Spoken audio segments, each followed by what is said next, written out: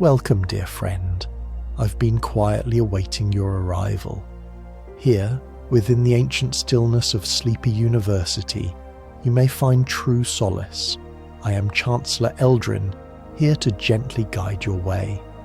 Now, I activate my balm of stars, a soft light to comfort your rest and ease your learning. Come, let us softly explore the vast wisdom that waits, where quiet calm brings clear understanding.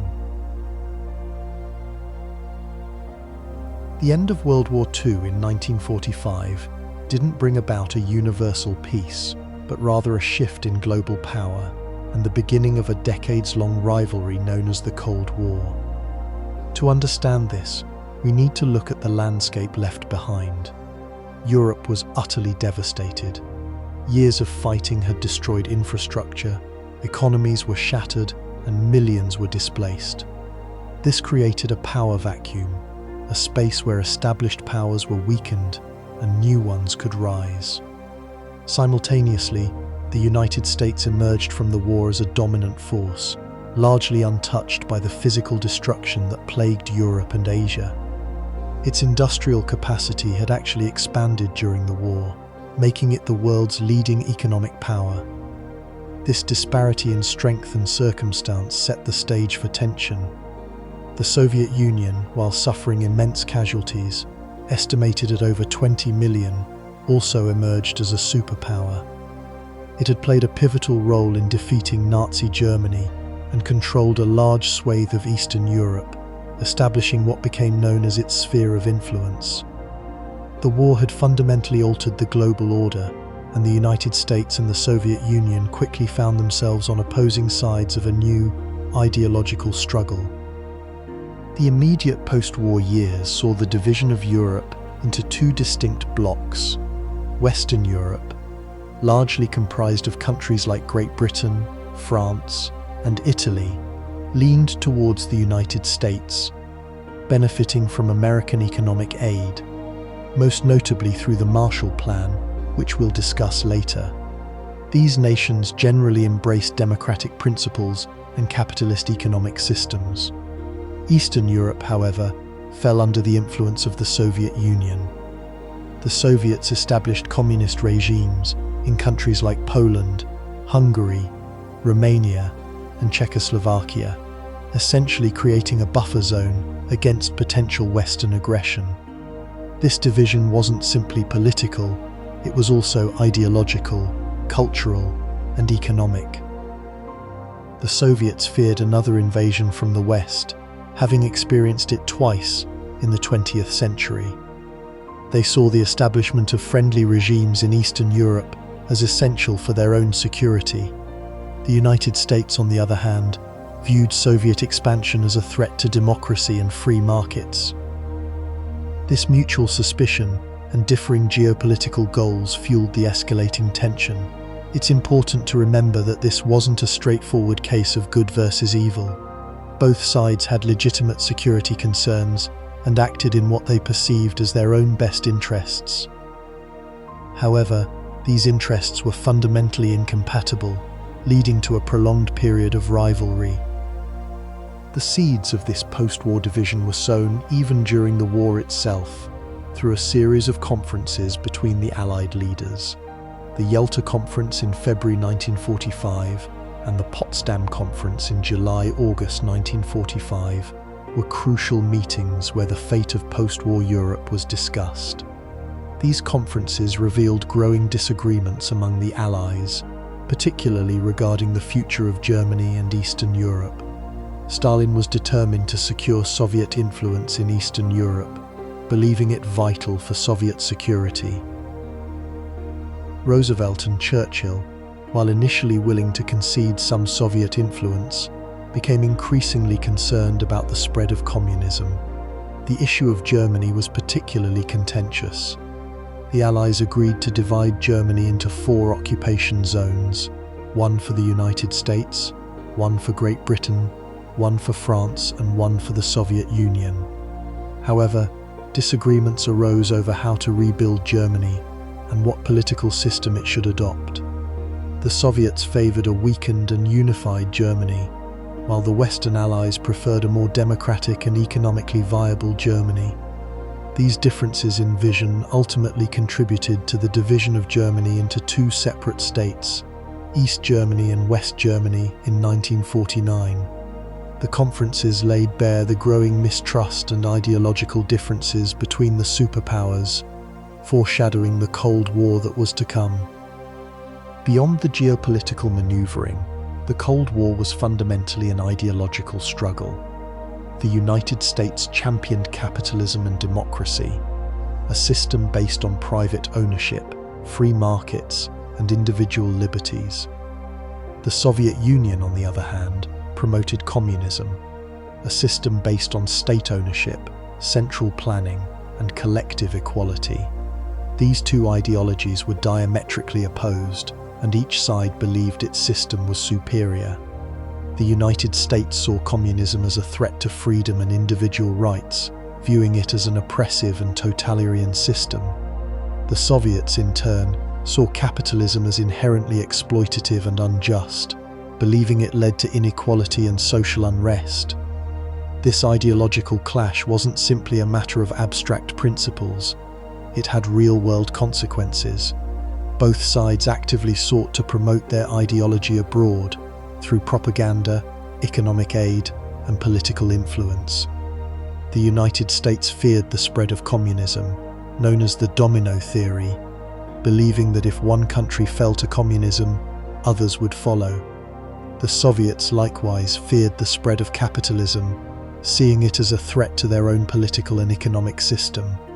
This mutual fear fueled an arms race and a constant struggle for global influence.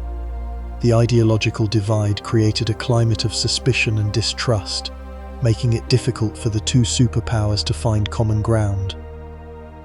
Propaganda played a crucial role in shaping public opinion and demonizing the opposing side. Both the United States and the Soviet Union invested heavily in propaganda campaigns, using films, radio broadcasts, newspapers, and other media to promote their ideology and discredit the other. In the United States, propaganda often portrayed communism as a dangerous and oppressive force, emphasizing the lack of freedom and individual rights in communist countries. The Soviet Union, in turn, portrayed capitalism as exploitative and unjust, highlighting the inequalities and social problems in capitalist societies. This propaganda wasn't always truthful or accurate. It was often designed to manipulate emotions and create a sense of fear and hostility. The constant barrage of propaganda created a climate of paranoia and suspicion, making it difficult for people to understand the complexities of the Cold War. The fear of communist infiltration was particularly strong in the United States, leading to the Red Scare, a period of intense anti-communist hysteria. Suspected communists were persecuted, blacklisted, and even imprisoned. This paranoia undermined civil liberties and created a climate of fear and distrust within American society. The Soviet Union also engaged in extensive propaganda campaigns, but its efforts were often focused on promoting its own achievements and portraying the West as decadent and immoral. Perhaps the most terrifying aspect of the Cold War was the threat of nuclear war. The United States and the Soviet Union both developed nuclear weapons during and after World War II, and the possession of these weapons created a situation of mutually assured destruction, MAD. The logic of MAD was that if either side launched a nuclear attack, the other side would retaliate, resulting in the complete destruction of both countries. This grim reality created a constant sense of anxiety and fear as the world teetered on the brink of nuclear annihilation. The arms race escalated throughout the Cold War as both sides developed increasingly powerful and sophisticated nuclear weapons.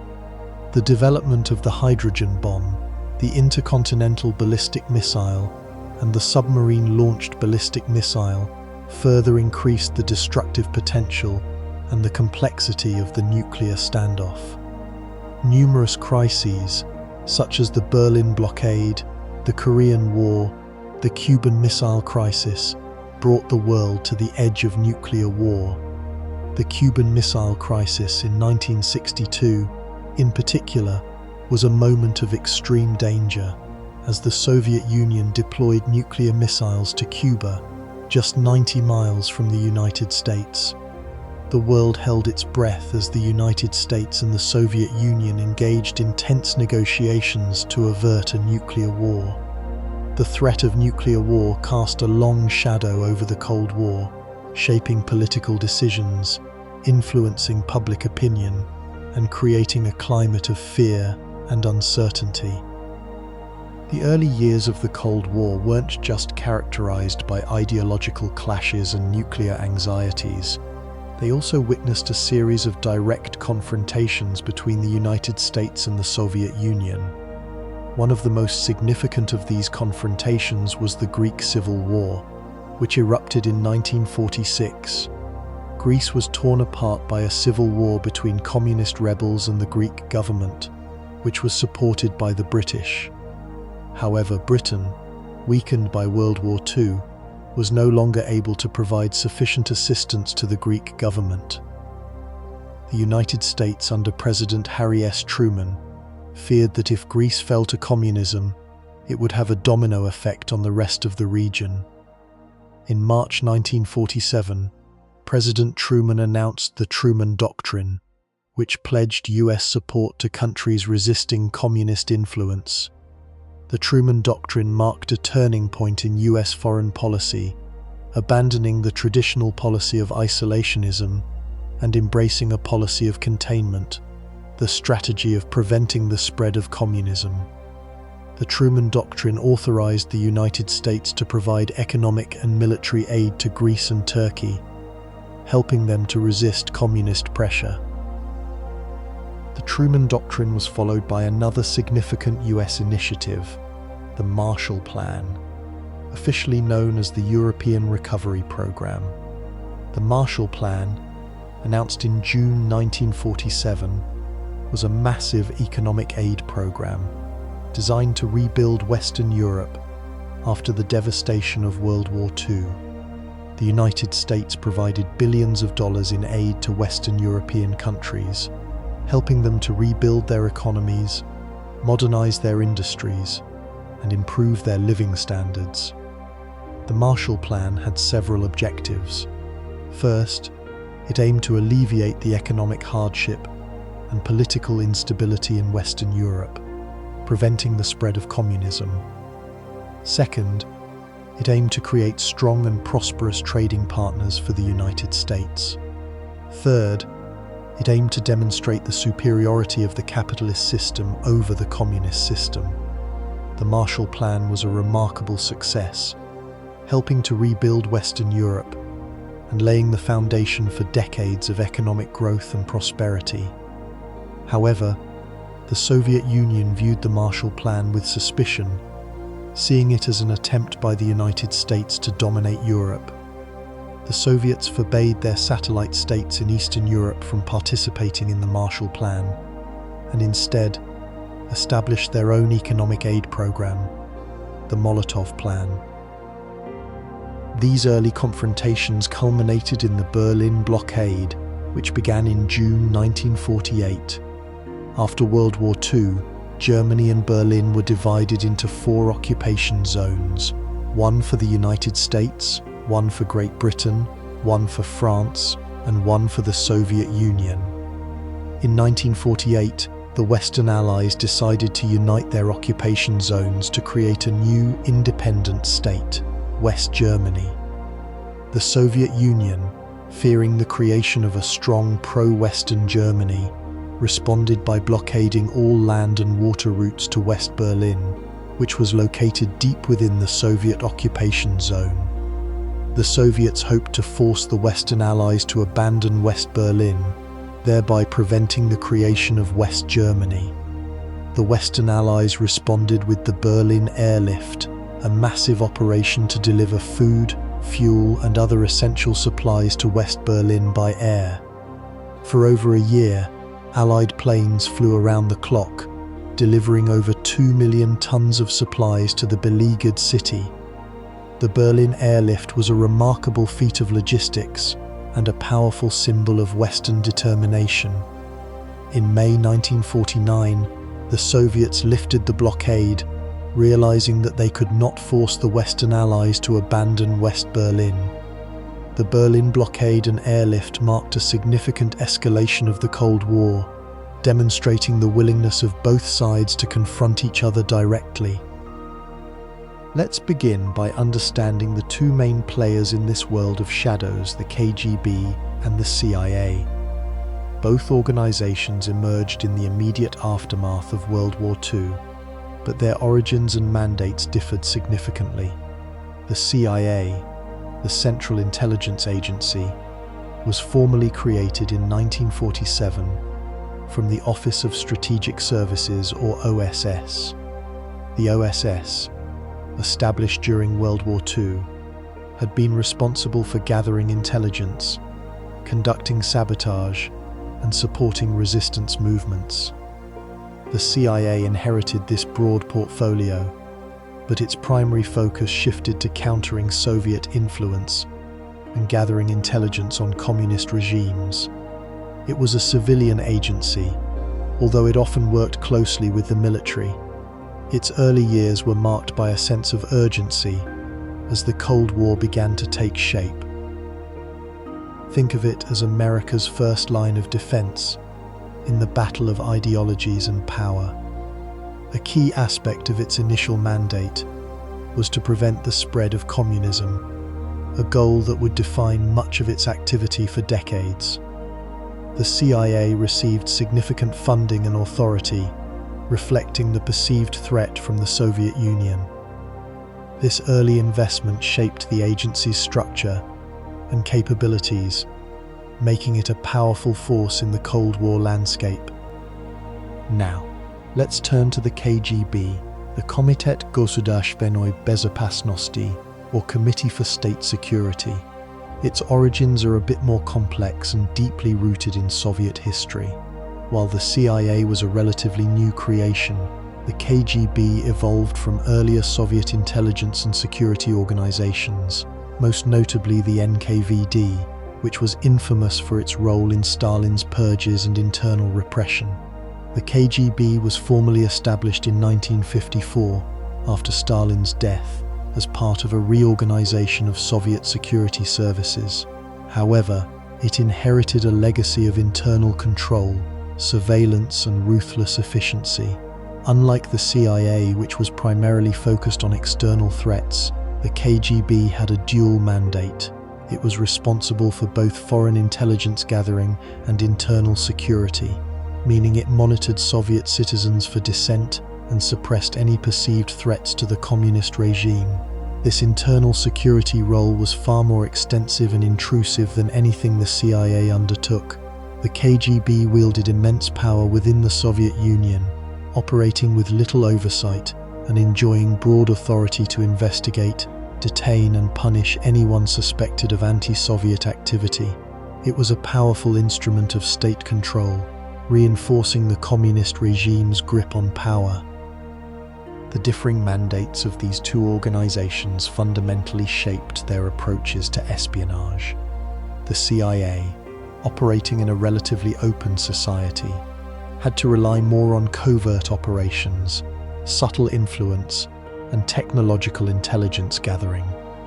They often worked through proxies, supporting anti-communist movements and governments around the world. The KGB, operating within a closed and authoritarian system, could employ more direct and aggressive tactics. They were adept at infiltrating foreign governments, stealing secrets, and conducting sabotage operations. Both organizations viewed the world through the lens of the Cold War, seeing everything as a struggle between communism and capitalism.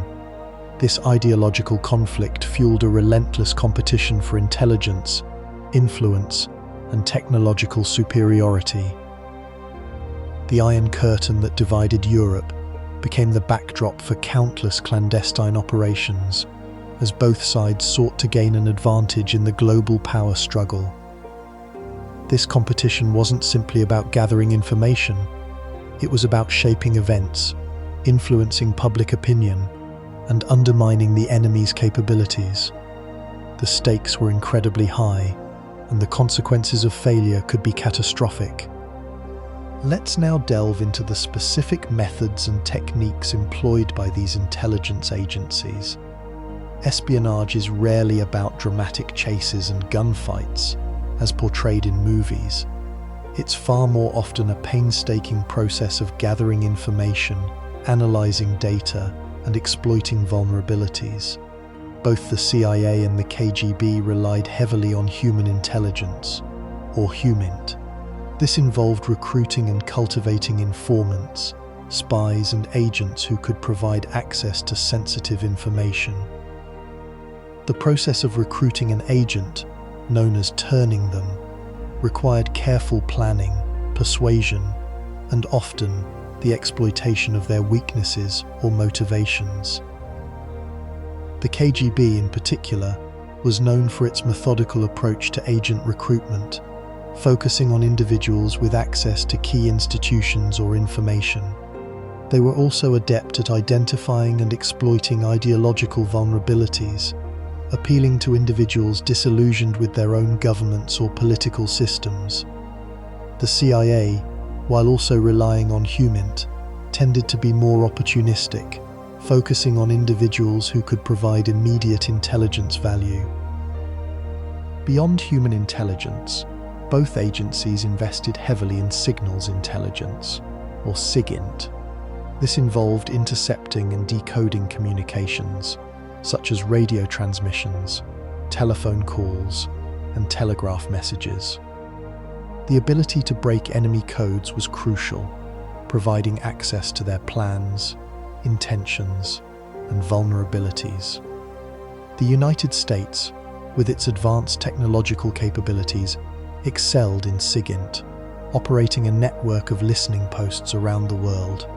The National Security Agency, or NSA, was established in 1952, specifically to focus on signals intelligence. The KGB also invested in SIGINT, but its capabilities were somewhat limited by the Soviet Union's technological constraints. They often relied on stealing Western technology or exploiting vulnerabilities in communication systems. Another crucial technique was surveillance. Both agencies employed a wide range of surveillance methods, from simple observation to sophisticated electronic monitoring. This included bugging offices and apartments, tracking movements, and monitoring financial transactions. The KGB, in particular, was known for its pervasive surveillance of Soviet citizens, creating a climate of fear and suspicion. Covert action was another key tool in the espionage arsenal. This involved secret operations designed to influence events in foreign countries without revealing the sponsoring government's involvement. Covert actions could range from propaganda campaigns and political interference to economic sabotage and paramilitary operations.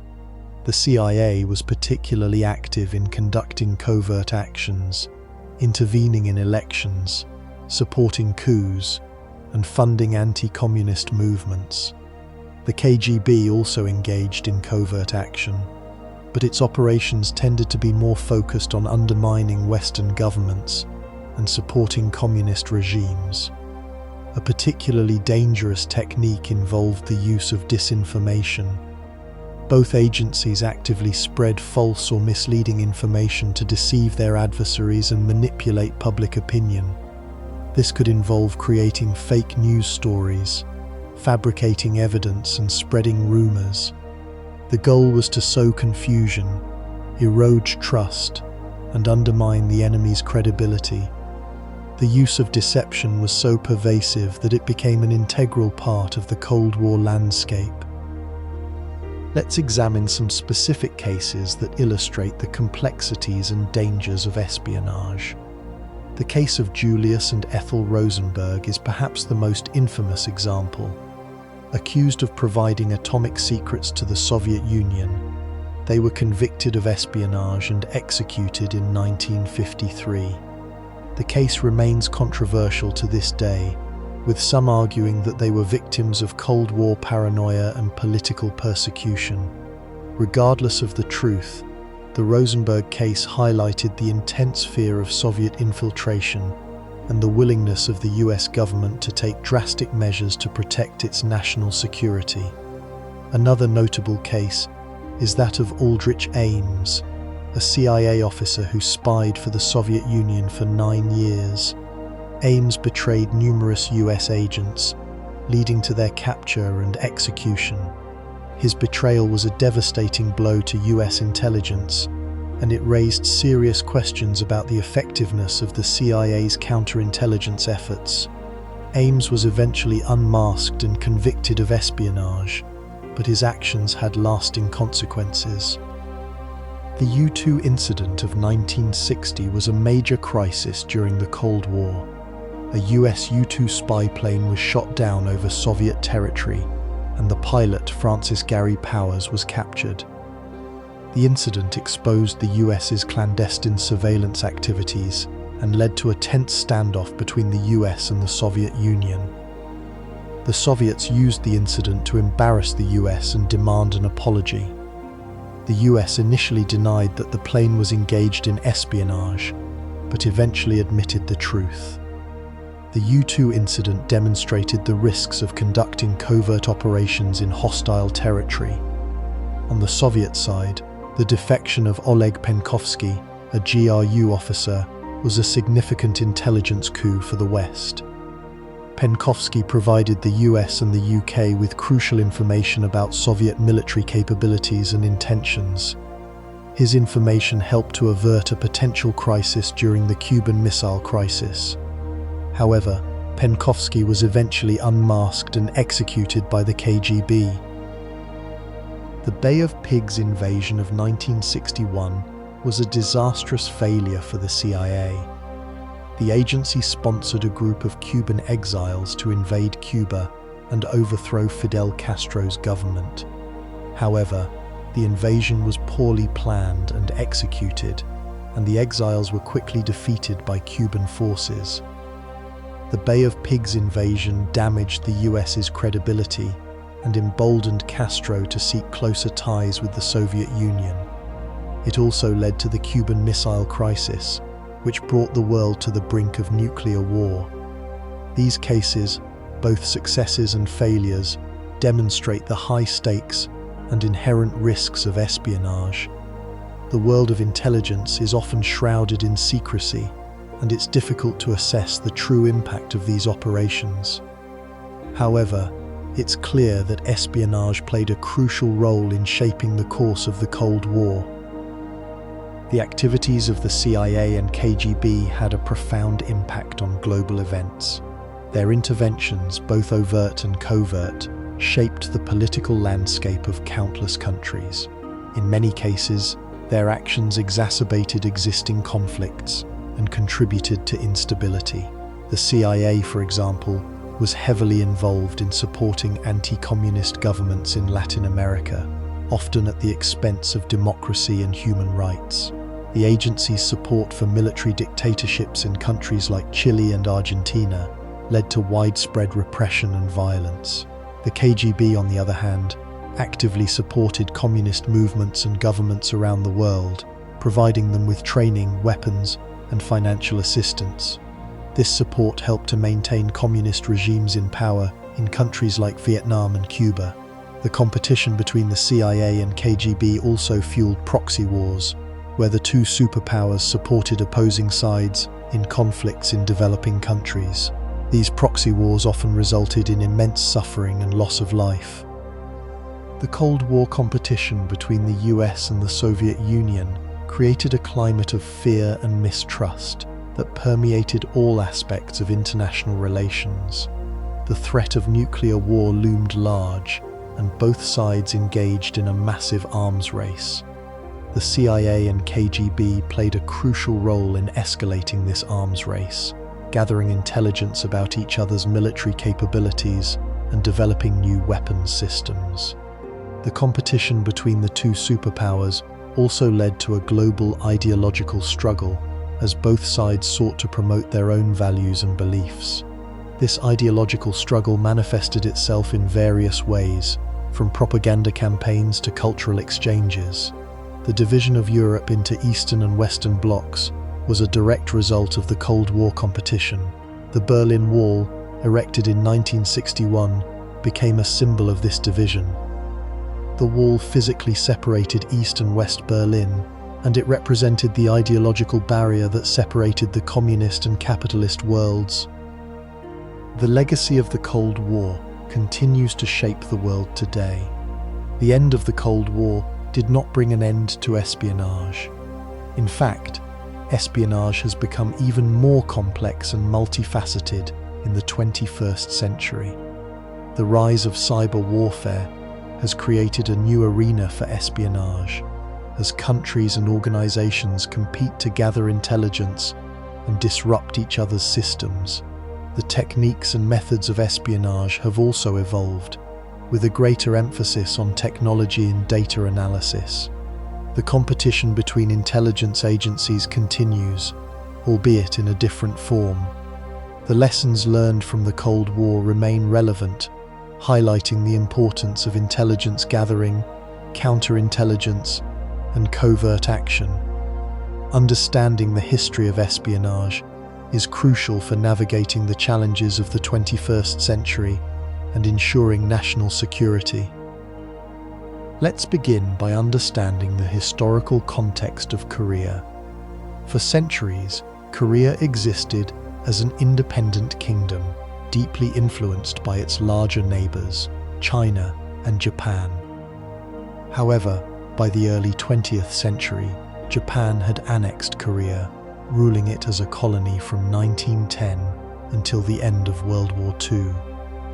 This period was marked by harsh suppression of Korean culture and aspirations for independence. When Japan surrendered in 1945, the Korean peninsula was divided along the 38th parallel. This division wasn't a carefully planned move for decades of conflict, but a temporary arrangement made by the Allied powers, specifically the United States and the Soviet Union, to oversee the Japanese surrender and disarm their forces. The US administered the South and the Soviets the North. This quickly evolved into two separate states, each with its own political ideology. In the North, Kim Il-sung, a communist guerrilla leader who had fought against the Japanese, established the Democratic People's Republic of Korea with Soviet backing. In the South, Syngman Rhee, an anti-communist politician with US support, led the Republic of Korea. Both leaders were fiercely nationalistic and desired a unified Korea, but under their respective rule. The seeds of conflict were sown not just by this ideological division, but also by the ambitions of both Kim Il-sung and Syngman Rhee to dominate the entire peninsula. These ambitions, coupled with the rising tensions of the Cold War, created a volatile situation. The post-World War II years saw increasing friction between the North and South. Both regimes consolidated power, implemented land reforms, and engaged in border clashes. The US and the Soviet Union, while ostensibly supporting peace, actively armed and trained their respective Korean allies. The US viewed Korea as a crucial strategic point in containing the spread of communism in Asia, a domino theory perspective, if you will. If Korea fell to communism, the fear was that Japan and the Philippines would follow. The Soviets, on the other hand, saw Korea as a potential foothold in the region and a way to challenge American influence. By 1948, two separate Korean states were firmly established, each claiming sovereignty over the entire peninsula. The US and Soviet forces withdrew in 1949, leaving behind a politically divided and heavily armed Korea. While there were attempts at negotiation, they failed to produce a lasting solution. Kim Il-sung, believing he could quickly unify Korea under communist rule, began to seek support from both the Soviet Union and China for a military invasion of the South. Crucially, both initially hesitated. They weren't fully convinced of his ability to succeed, and they didn't want to risk direct confrontation with the United States. However, by early 1950, Kim Il-sung had convinced Joseph Stalin that the South Korean army was weak and that the US wouldn't intervene, or at least wouldn't intervene decisively. This miscalculation proved to be a fatal one, setting the stage for the outbreak of the Korean War. It's important to understand the global context as well. The Korean War didn't happen in a vacuum. It was a direct consequence of the escalating Cold War rivalry between the US and the Soviet Union. The Chinese Communist Revolution in 1949 had just concluded, adding another layer of complexity to the geopolitical landscape. The US, deeply concerned about the spread of communism, had adopted a policy of containment, aimed at preventing further communist expansion. This policy led to increased military spending, the formation of alliances like NATO, and intervention in conflicts around the world. The Soviet Union, equally determined to promote its ideology and expand its sphere of influence, responded with its own military build-up and support for communist movements. Korea became a proxy battlefield in this larger Cold War struggle. Neither the US nor the Soviet Union wanted a direct confrontation, but they were willing to support their allies in regional conflicts. The Korean War therefore became a microcosm of the Cold War, a limited war fought with global implications. The conflict served as a testing ground for new military technologies and strategies, and it highlighted the dangers of miscalculation and escalation in a nuclear age. The Korean War officially began on June 25, 1950, when North Korean forces launched a surprise invasion of South Korea. The North Korean People's Army, well equipped with Soviet tanks and artillery, quickly overwhelmed the unprepared South Korean army. Within days, they captured Seoul, the South Korean capital, and pushed southward towards the Pusan perimeter. The initial North Korean offensive was remarkably swift and successful. They employed a blitzkrieg-style tactic, utilizing concentrated armored attacks and overwhelming firepower. The South Korean army, lacking adequate training and equipment, was unable to mount an effective defense. The United Nations Security Council, in a rare display of unity, condemned the North Korean invasion and authorized a multinational force to intervene. The US, under President Harry Truman, took the lead in organizing and deploying this force. However, it took several weeks for a significant number of American troops to arrive in Korea. Those first few weeks were critical, and the situation looked dire for the South Koreans. The Pusan perimeter became a last-ditch defensive line, a small area in the southeast corner of the Korean peninsula where American and South Korean troops desperately fought to hold on. The US response was spearheaded by General Douglas MacArthur, a highly decorated and controversial figure. MacArthur advocated for a bold counteroffensive, and in September 1950, he launched a daring amphibious landing at Incheon, far behind North Korean lines. The Incheon landing was a brilliant tactical maneuver, completely catching the North Koreans by surprise. It allowed American and South Korean forces to cut off North Korean supply lines and encircle their forces. The Incheon landing turned the tide of the war. North Korean forces were routed, and the UN forces began to push northward towards the Yalu River, the border between Korea and China. The UN forces, overconfident and believing the war was almost over, continued their advance, ignoring warnings from China that it would intervene if they crossed the Yalu River. This proved to be a fatal mistake. In late November 1950, Chinese People's Volunteer Army entered the war, launching a massive counteroffensive. The Chinese forces, numbering in the hundreds of thousands, overwhelmed the UN forces, forcing them into a long and bloody retreat. The Chinese intervention transformed the war once again. The UN forces, caught off guard and facing a vastly superior enemy, were forced to retreat south, abandoning Seoul for the second time. The fighting was brutal, especially during the harsh Korean winter.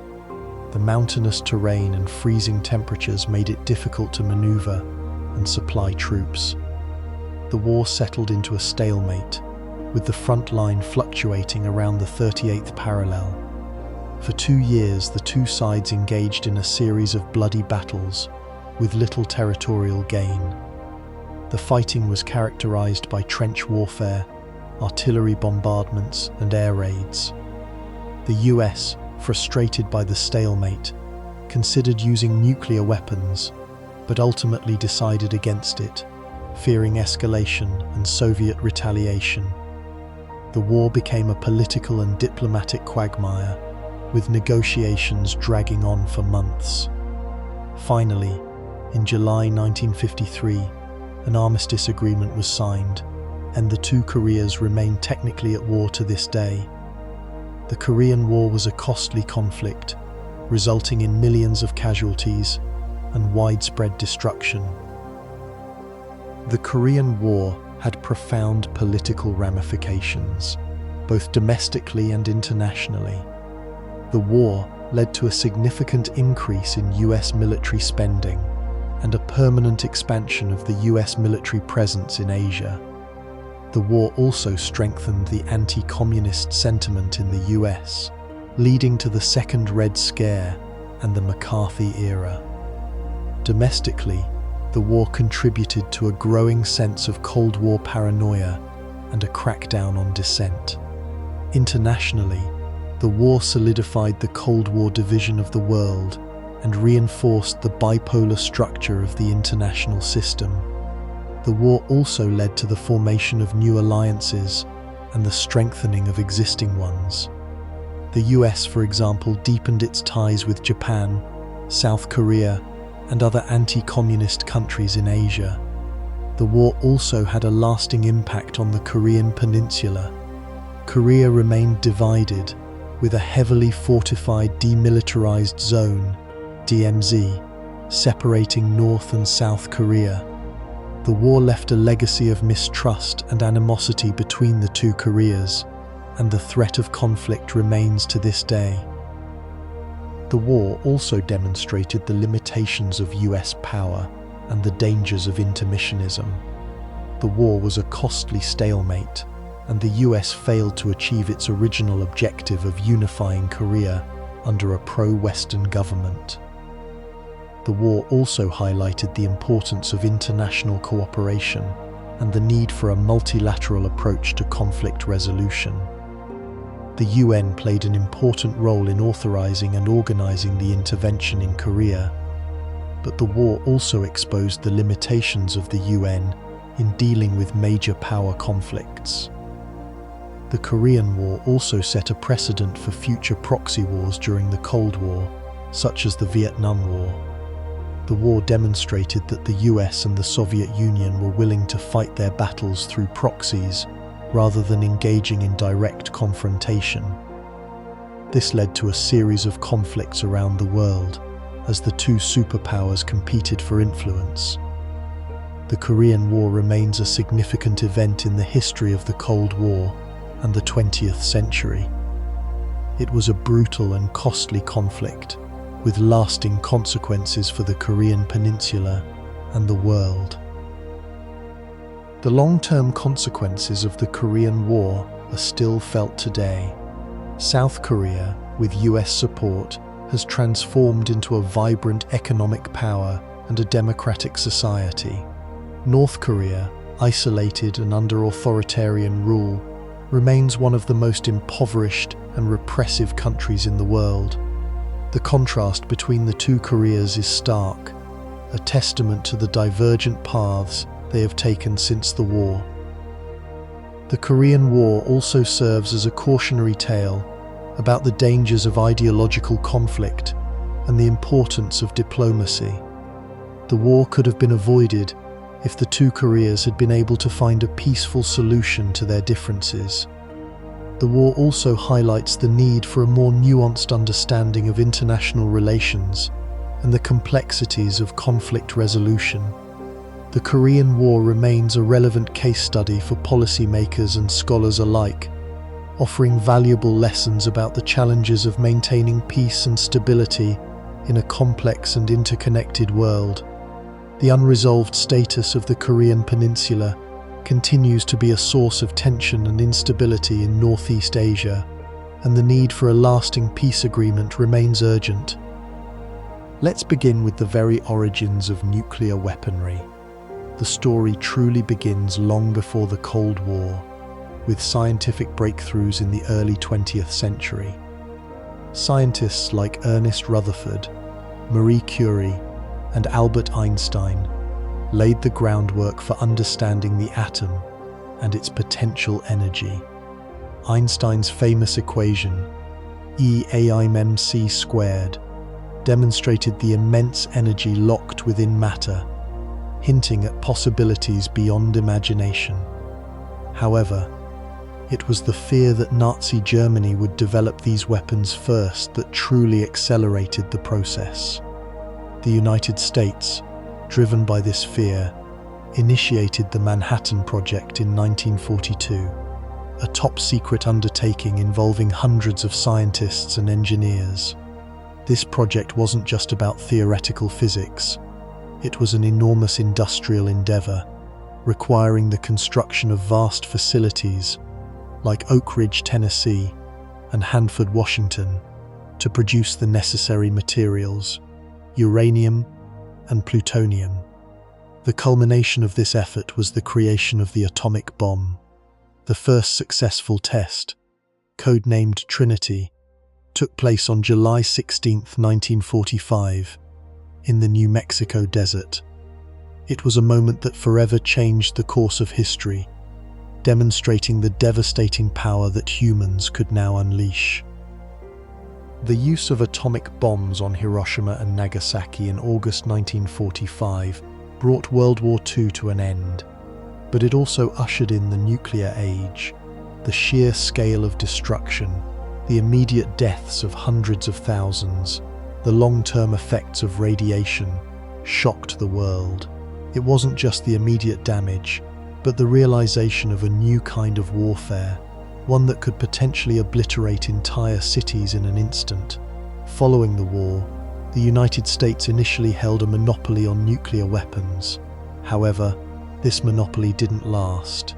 In 1949, the Soviet Union successfully tested its own atomic bomb, shocking the Americans and initiating the nuclear arms race in earnest. The Soviets had managed to acquire information about the American project, largely through espionage, notably from Klaus Fuchs and the Rosenbergs. This event fundamentally altered the strategic landscape.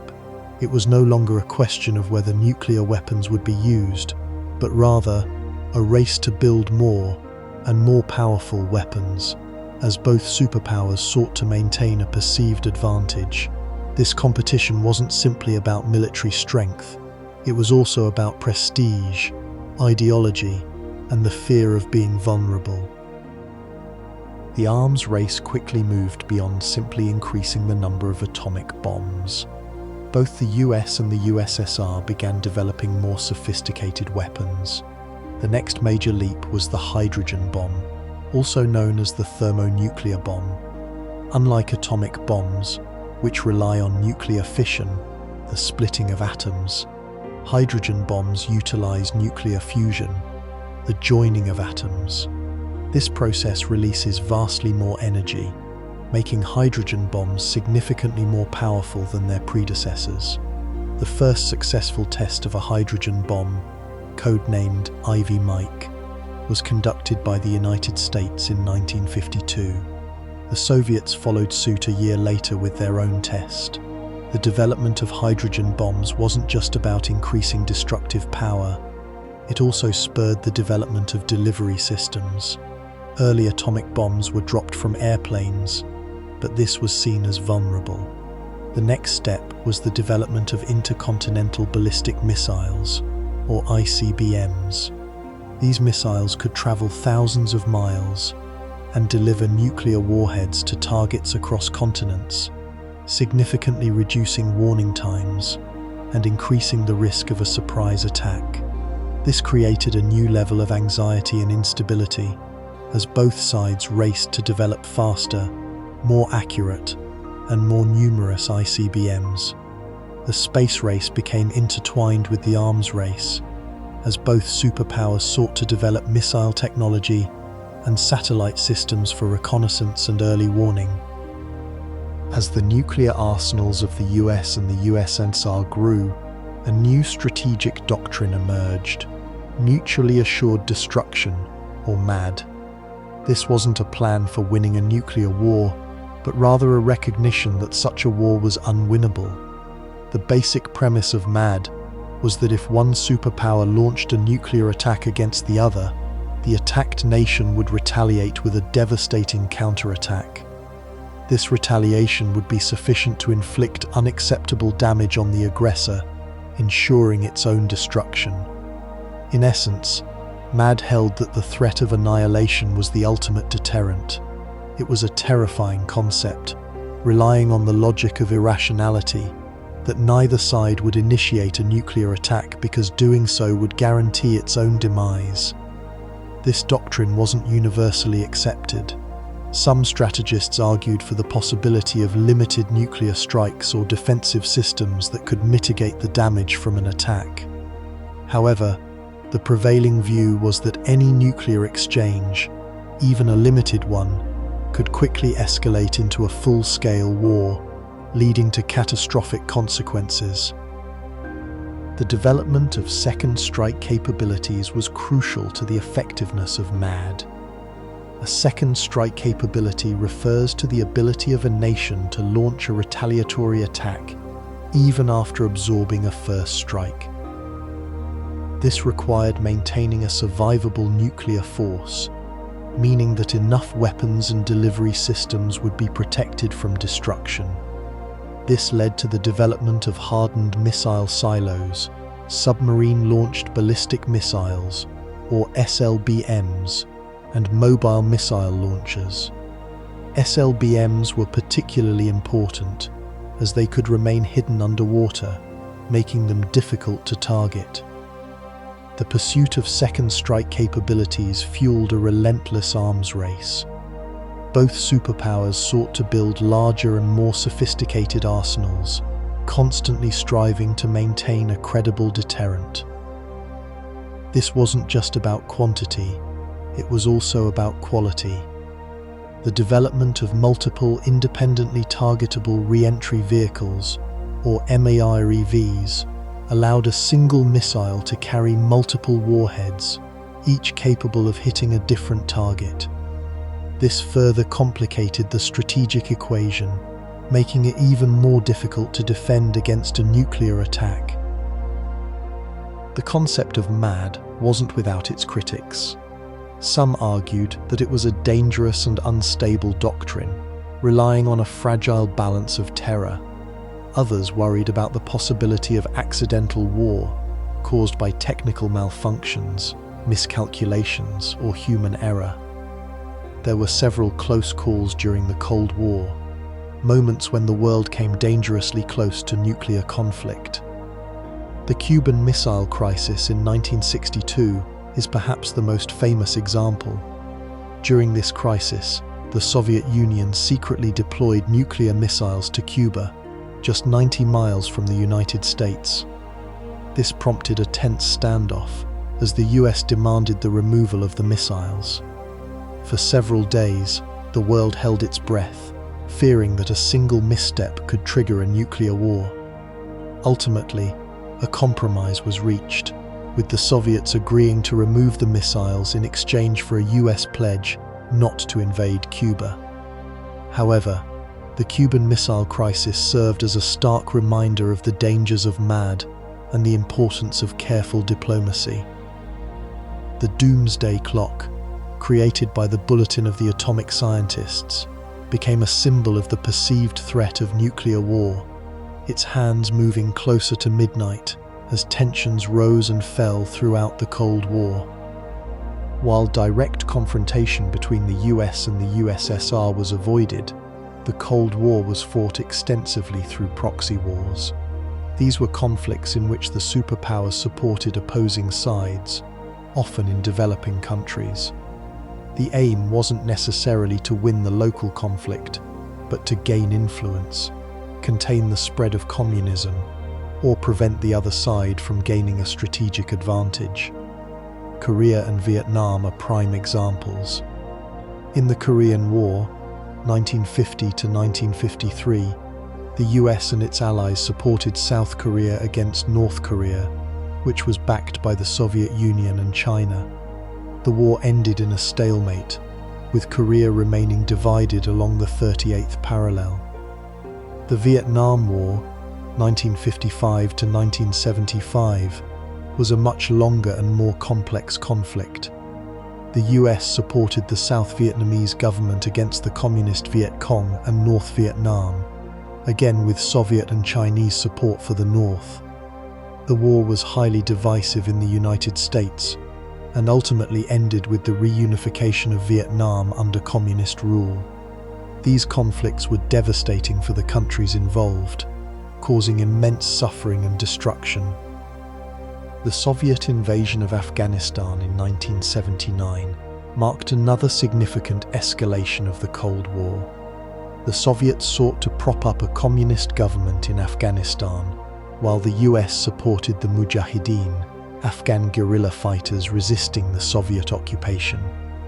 This conflict became a major focus of US covert operations, with the CIA providing weapons, training and funding to the Mujahideen. The war became a costly and protracted stalemate for the Soviets, ultimately contributing to the collapse of the Soviet Union. The situation in Afghanistan, however, remained unstable even after the Soviet withdrawal, leading to the rise of the Taliban and, eventually, the US-led intervention in 2001.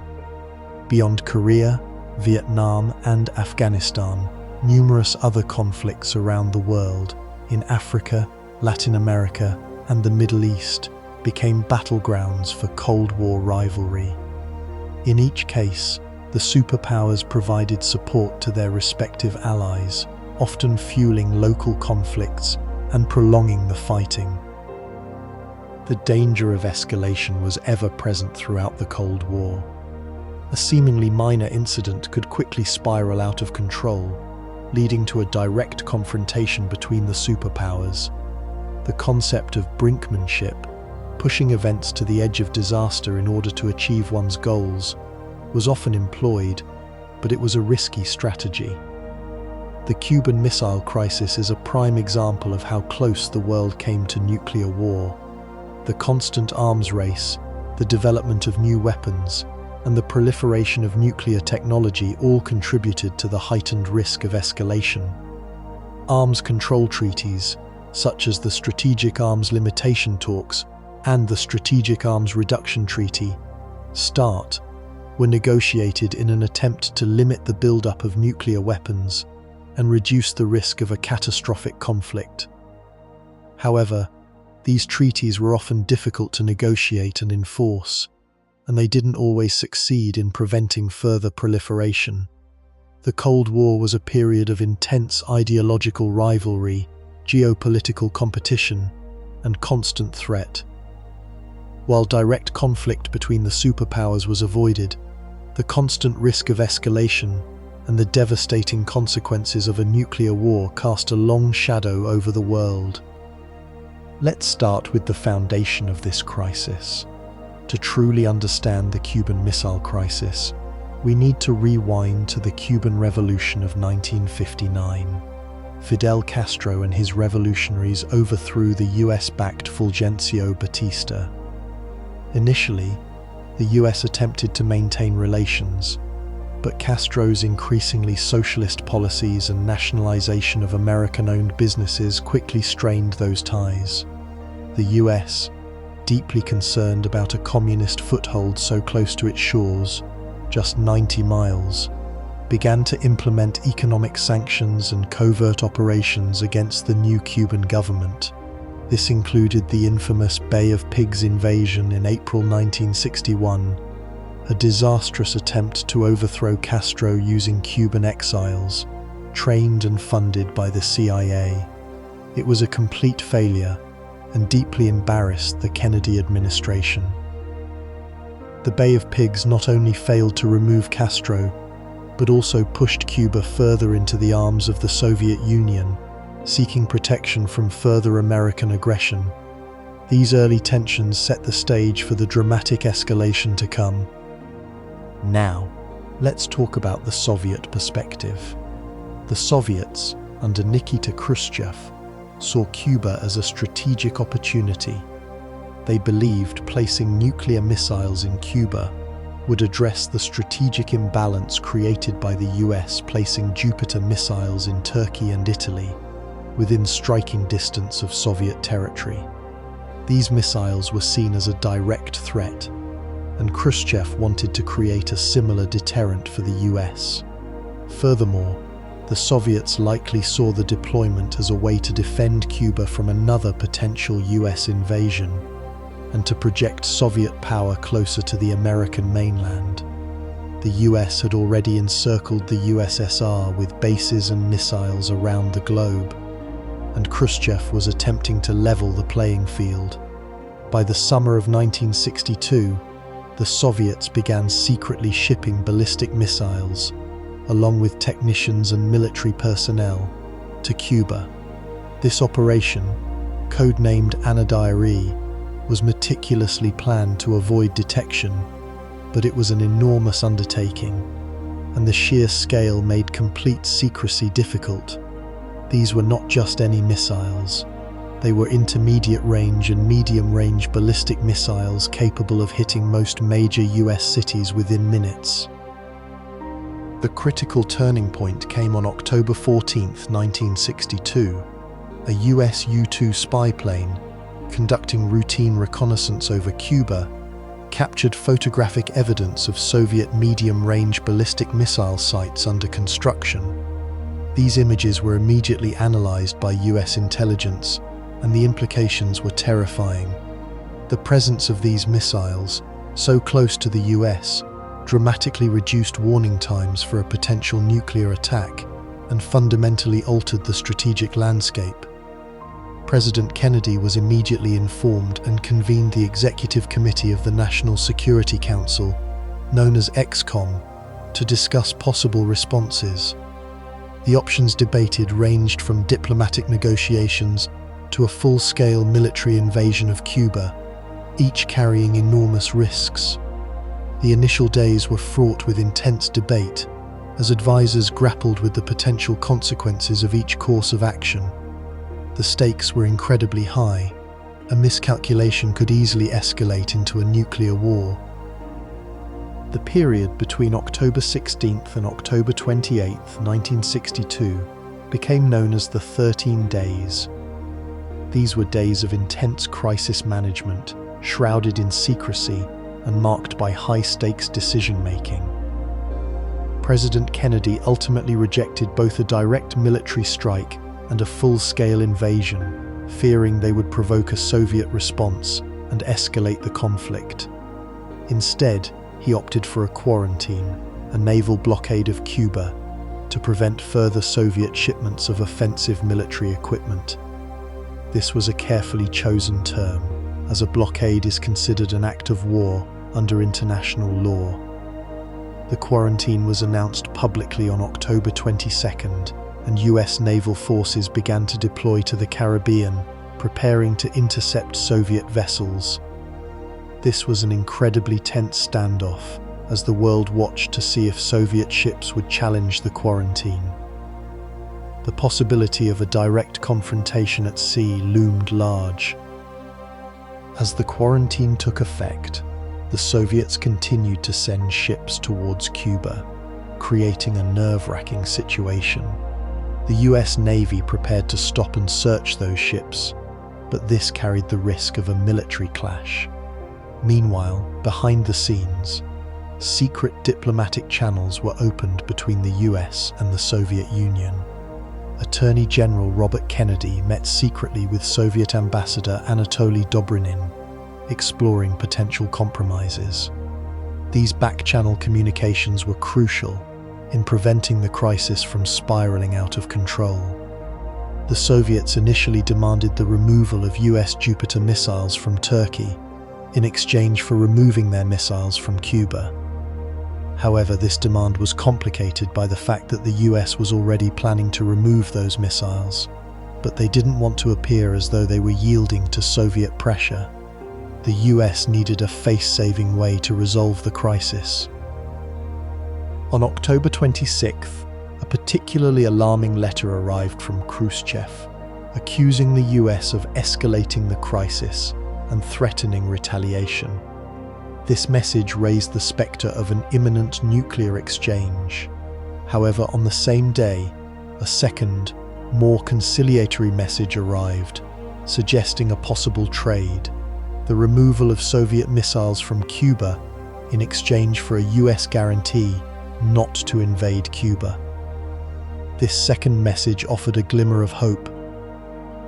President Kennedy and his advisors decided to publicly accept the second offer, while privately assuring the Soviets that the US would remove the Jupiter missiles from Turkey after a reasonable period. This was a delicate balancing act, designed to resolve the crisis without appearing to give in to Soviet demands. The world held its breath, waiting for Khrushchev's response. On October 28, 1962, the crisis finally came to an end. Khrushchev announced that the Soviet Union would remove its missiles from Cuba, averting a potential nuclear catastrophe. In return, the US publicly pledged not to invade Cuba and privately agreed to remove its Jupiter missiles from Turkey. This was a monumental achievement, born of tense negotiations, careful diplomacy, and a shared understanding of the catastrophic consequences of nuclear war. The removal of the missiles was verified by US aerial reconnaissance, and the naval quarantine was lifted. The world breathed a collective sigh of relief. However, the crisis left a lasting impact on US-Soviet relations and the course of the Cold War. In the aftermath of the Cuban Missile Crisis, several important changes were implemented to reduce the risk of future crises. One of the most significant was the establishment of a direct communication link, the hotline, between the White House and the Kremlin. This allowed for direct, immediate communication between the leaders of the two superpowers, bypassing the often slow and unreliable diplomatic channels. The crisis also led to a renewed focus on arms control negotiations. The Limited Test Ban Treaty of 1963, which prohibited nuclear weapon tests in the atmosphere, outer space, and underwater, was a direct result of the lessons learned from the Cuban Missile Crisis.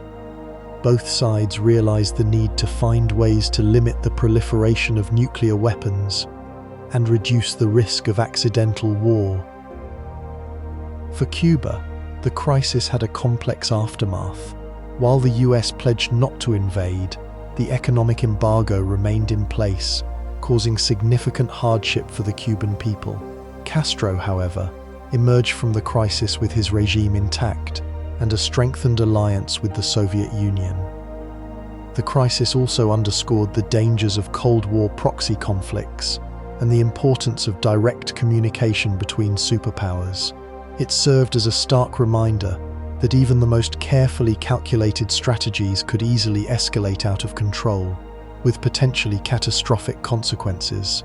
The Cuban Missile Crisis remains a pivotal moment in Cold War history, a lesson in crisis management, diplomacy, and the ever-present threat of nuclear annihilation. The Cuban Missile Crisis had a profound impact on US-Soviet relations, marking a turning point in the Cold War. While tensions remained high for decades, the crisis spurred a period of cautious détente, a relaxation of relations. Both sides recognized the terrifying proximity to nuclear war and the necessity of finding ways to manage their rivalry more effectively. The establishment of the hotline was a crucial step in this direction, providing a direct channel of communication during times of crisis. It wasn't about becoming friends, but about recognizing the shared interest in avoiding mutually assured destruction. The crisis also paved the way for further arms control negotiations. The Limited Test Ban Treaty of 1963 was just the beginning. Subsequent years saw the negotiation of the Nuclear Non-Proliferation Treaty, NPT, in 1968, aimed at preventing the spread of nuclear weapons, and the Strategic Arms Limitation Talks in the 1970s, which sought to limit the production of nuclear weapons. These negotiations were often fraught with difficulties, but they represented a significant effort to manage the arms race and reduce the risk of nuclear conflict. The crisis demonstrated that arms control was not simply a matter of idealism, but a matter of national security. Ultimately, the Cuban Missile Crisis reinforced the concept of mutually assured destruction, MAD.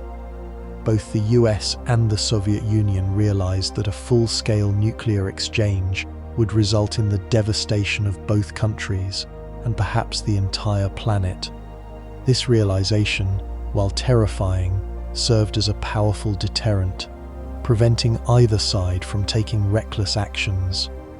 It wasn't a perfect system, and accidents or miscalculations remained a constant threat, but it helped to maintain a fragile peace throughout the remainder of the Cold War. The Cuban Missile Crisis stands as a stark reminder of the dangers of nuclear weapons and the importance of diplomacy, communication, and a shared understanding of the consequences of conflict. It is a lesson that remains relevant today. Let's begin by understanding the roots of the Vietnam War, which are deeply intertwined with French colonialism. For decades, Vietnam, along with Laos and Cambodia, formed French Indochina. Following World War II, Ho Chi Minh, a communist leader, declared Vietnam's independence. However, France wasn't ready to relinquish control, leading to the First Indochina War, lasting from 1946 to 1954. This wasn't simply a local conflict. It quickly became entangled with the broader Cold War dynamics. The United States, fearing the spread of communism, the domino theory, began providing aid to France. The idea was that if one country fell to communism, others in the region would follow, like dominoes falling in sequence. The Geneva Accords of 1954 temporarily divided Vietnam at the 17th parallel, creating North Vietnam, led by Ho Chi Minh's communist government, and South Vietnam, initially under the rule of Emperor Bao Dai. These accords also called for reunification elections in 1956, but those elections never happened, largely due to the United States and South Vietnam's fears that Ho Chi Minh would win. The failure to hold reunification elections was a crucial turning point. The United States increasingly supported Ngo Dinh Diem, the leader of South Vietnam, seeing him as a bulwark against communism, despite his authoritarian tendencies and unpopular policies. Diem's regime was riddled with corruption and discrimination against the Buddhist majority, leading to widespread discontent. Meanwhile, in North Vietnam, Ho Chi Minh established a communist state with support from the Soviet Union and China. He also began supporting communist insurgents, the Viet Cong, in South Vietnam, aiming to overthrow Diem's government. The Viet Cong employed guerrilla warfare tactics, operating from dense jungles and relying on support from the local population. This marked the beginning of the Second Indochina War, commonly known in the West as the Vietnam War. The Gulf of Tonkin incident in 1964, where US destroyers allegedly came under attack by North Vietnamese patrol boats, provided President Lyndon B. Johnson with the justification to escalate US involvement. The Gulf of Tonkin Resolution granted Johnson broad authority to use military force in Southeast Asia without a formal declaration of war. While the details surrounding the incident remain controversial, some argue it was exaggerated or even fabricated. It served as the catalyst for a massive increase in US troop deployment. Operation Rolling Thunder, a sustained aerial bombing campaign against North Vietnam, began in 1965, aiming to cripple its infrastructure and war-making capacity. Simultaneously, the US began sending ground troops to South Vietnam to fight alongside the South Vietnamese army. By 1968, over 500,000 US troops were stationed in Vietnam, and the war had become a full-scale conflict, deeply dividing American society. US strategy in Vietnam was complex and evolved over time, but it largely centered around the concept of containment, preventing the spread of communism. This translated into a multifaceted approach, combining military intervention with economic aid and political maneuvering. The US employed a search and destroy tactic, sending troops into the jungle to find and eliminate Viet Cong forces. However, this proved difficult as the Viet Cong blended in with the local population and utilized tunnels and booby traps. The dense jungle terrain also hindered US military operations, making it difficult to distinguish between enemy combatants and civilians. Agent Orange, a highly toxic herbicide, was widely used to defoliate forests and destroy crops, aiming to deprive the Viet Cong of cover and food. However, Agent Orange had devastating long-term effects on the environment and human health. A crucial aspect of the war was the Ho Chi Minh Trail, a network of paths and roads that ran through Laos and Cambodia, providing the Viet Cong with a supply route from North Vietnam. The US conducted extensive bombing campaigns against the Ho Chi Minh Trail, but it proved difficult to completely cut off the supply line due to the dense jungle terrain and the ability of the North Vietnamese to repair the damage. The US also implemented pacification programs, aiming to win the hearts and minds of the South Vietnamese population by providing economic aid and security. However, these programs were often hampered by corruption, cultural misunderstandings, and the ongoing violence of the war. The My Lai massacre in 1968, in which US soldiers killed hundreds of unarmed Vietnamese civilians, became a symbol of the brutality of the war and eroded public support for US involvement.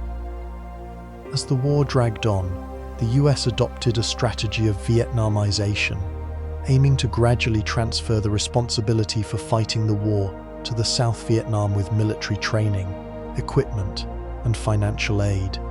However, the South Vietnam with military training, equipment, and financial aid. However, the South Vietnamese army proved to be ill-equipped and poorly motivated, and it was unable to effectively fight the Viet Cong on its own. The Tet Offensive in 1968, a coordinated series of attacks by the Viet Cong and North Vietnamese against cities and towns throughout South Vietnam, demonstrated that the US was not winning the war. While the Tet Offensive was ultimately repelled, it shattered the illusion of progress and further eroded public support for the war in the United States. Opposition to the Vietnam War grew steadily within the United States throughout the 1960s. Initially, protests were largely confined to college campuses, but they soon spread to other segments of society. Students, civil rights activists, and religious leaders all voiced their opposition to the war, arguing that it was immoral, unjust, and a waste of resources. The draft, which required young men to serve in the military, became a major source of resentment and protest. Many young men sought to avoid the draft by claiming conscientious objector status, fleeing to Canada, or simply going into hiding. The anti-war movement gained momentum with the emergence of prominent activists like Jane Fonda and Martin Luther King Jr. King spoke out against the war, arguing that it was draining resources from domestic programs aimed at alleviating poverty and racial inequality. The media played a crucial role in shaping public opinion about the war. Television brought the horrors of the war into American homes, exposing viewers to graphic images of violence and suffering. The Pentagon Papers, a classified history of US involvement in Vietnam, were leaked to the press in 1971, revealing that the government had misled the public about the war. The Kent State shootings in 1970, in which National Guard troops opened fire on unarmed student protesters, killing 4, shocked the nation and further fueled anti-war sentiment. President Nixon faced increasing pressure to end the war, and he began to pursue a policy of peace with honor. He authorized secret negotiations with North Vietnam, and he gradually withdrew US troops from Vietnam. The Paris Peace Accords were signed in 1973, officially ending US involvement in the war. However, the peace was short-lived. Fighting between North and South Vietnam resumed, and in 1975, North Vietnamese forces captured Saigon, the capital of South Vietnam, effectively ending the war. The fall of Saigon was a humiliating defeat for the United States, and it marked a turning point in American foreign policy. The Vietnam War had a profound impact on American society, leaving a legacy of distrust, division, and disillusionment.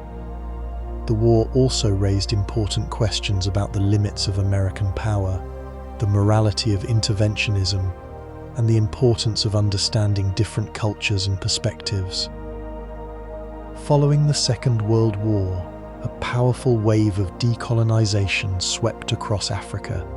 European powers, weakened by the war and facing growing nationalist movements, began granting independence to their colonies. This wasn't a peaceful transition, however.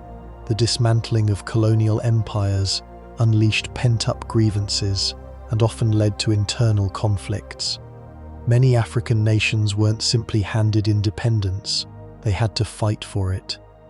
Think about Algeria's brutal war for independence from France, or the Mau Mau uprising in Kenya. These struggles were intensely violent and left deep scars. The borders themselves were often arbitrarily drawn by European powers during the scramble for Africa in the late 19th century, ignoring ethnic, linguistic, and cultural boundaries.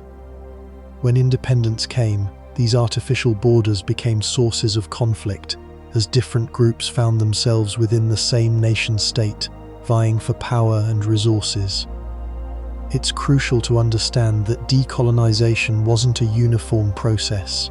Some nations achieved independence relatively peacefully, while others endured prolonged and bloody wars. The legacy of colonialism, its economic exploitation, political manipulation, and social divisions, continued to shape the continent long after the colonial powers had departed. The immediate post-colonial period was often marked by political instability. Many newly independent nations lacked strong institutions, experienced weak governance, and faced economic challenges. This created a vacuum that was quickly exploited by external powers, the United States and the Soviet Union, both eager to expand their influence during the Cold War. The nationalist movements themselves were often diverse, ranging from Pan-Africanists advocating for continental unity to more localized groups focused on specific ethnic or regional interests. These internal divisions made it difficult to forge a cohesive national identity and created opportunities for outside interference. Consider the Congo crisis of the early 1960s. The assassination of Patrice Lumumba, the democratically elected prime minister, and the subsequent involvement of both the US and the Soviet Union in supporting different factions, plunged the country into years of civil war. This wasn't simply an internal affair, it was a proxy conflict in the broader Cold War struggle. The desire for self-determination, coupled with the challenges of nation-building and the allure of Cold War aid, created a complex and often volatile situation in many African nations. The concept of neo-colonialism, the idea that former colonial powers continued to exert economic and political influence even after independence, also became increasingly relevant. The artificiality of the colonial borders wasn't just a political problem, it had profound social and economic consequences. It disrupted traditional trade routes, fragmented ethnic groups, and created tensions over land and resources. This often led to internal conflicts, as different groups competed for control of limited resources. Furthermore, the economic systems inherited from colonialism were often exploitative, geared towards serving the interests of the former colonial powers, rather than promoting sustainable development. Many African nations remained heavily dependent on the export of a few primary commodities, making them vulnerable to fluctuations in global prices and economic shocks. This economic dependency further exacerbated political instability and created opportunities for external interference. The scramble for resources, minerals like diamonds and cobalt, but also agricultural land, played a significant role in the conflicts that erupted across the continent. It's important to remember that Africa wasn't a blank slate at the start of the Cold War. It had a rich history, diverse cultures, and complex social structures. Colonialism disrupted these existing systems, and the Cold War further complicated the process of nation building and development. As the Cold War intensified, Africa became a major battleground for proxy conflicts. Both the United States and the Soviet Union actively supported opposing sides in numerous conflicts, providing military aid, training, and financial assistance. This wasn't necessarily a direct military confrontation between the superpowers. Rather, it was a way to extend their influence and undermine their rival without risking a full-scale war. The Angola Civil War, which began in 1975, is a prime example. The US supported UNITA, a rebel group fighting against the MPLA-led government, which received support from Cuba and the Soviet Union. This conflict lasted for decades and caused immense suffering. Another example is the conflict in Mozambique, where the US supported Renamo, a rebel group fighting against the Frelimo government, which received support from the Soviet Union and its allies. These conflicts weren't simply ideological battles. They were often fueled by regional rivalries, ethnic tensions, and economic interests. The superpowers exploited these existing divisions to advance their own agendas. The support provided by the superpowers wasn't always limited to military aid. They also provided economic assistance, scholarships, and training programs, often with the goal of cultivating a loyal elite in the recipient country. This created a system of dependency, as African nations became reliant on external aid and vulnerable to political pressure.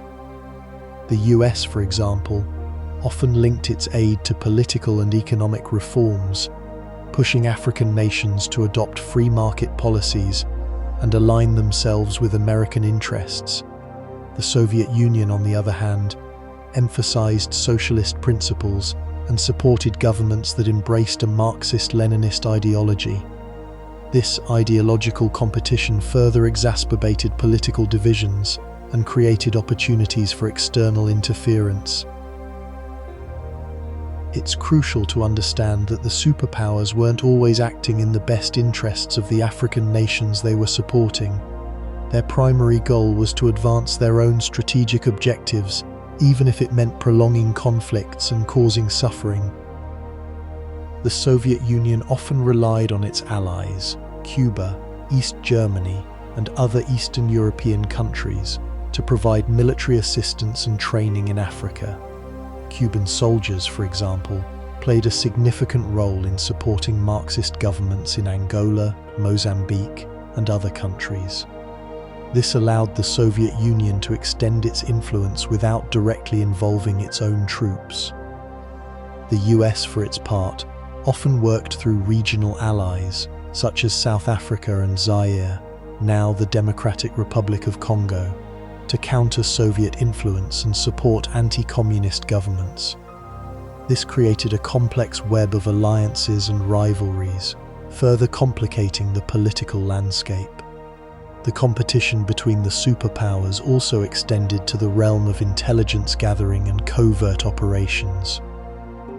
Both the CIA and the KGB engaged in clandestine activities, such as funding rebel groups, supporting coups, and spreading propaganda to undermine their rival and advance their own interests. These activities often had destabilizing effects and contributed to the outbreak of conflicts.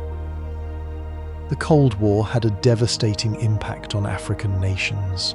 The proxy wars, political instability, and economic exploitation led to widespread suffering, displacement, and loss of life.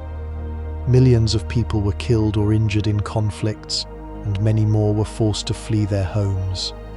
The destruction of infrastructure, schools, hospitals, roads, and bridges hampered economic development and undermined social progress.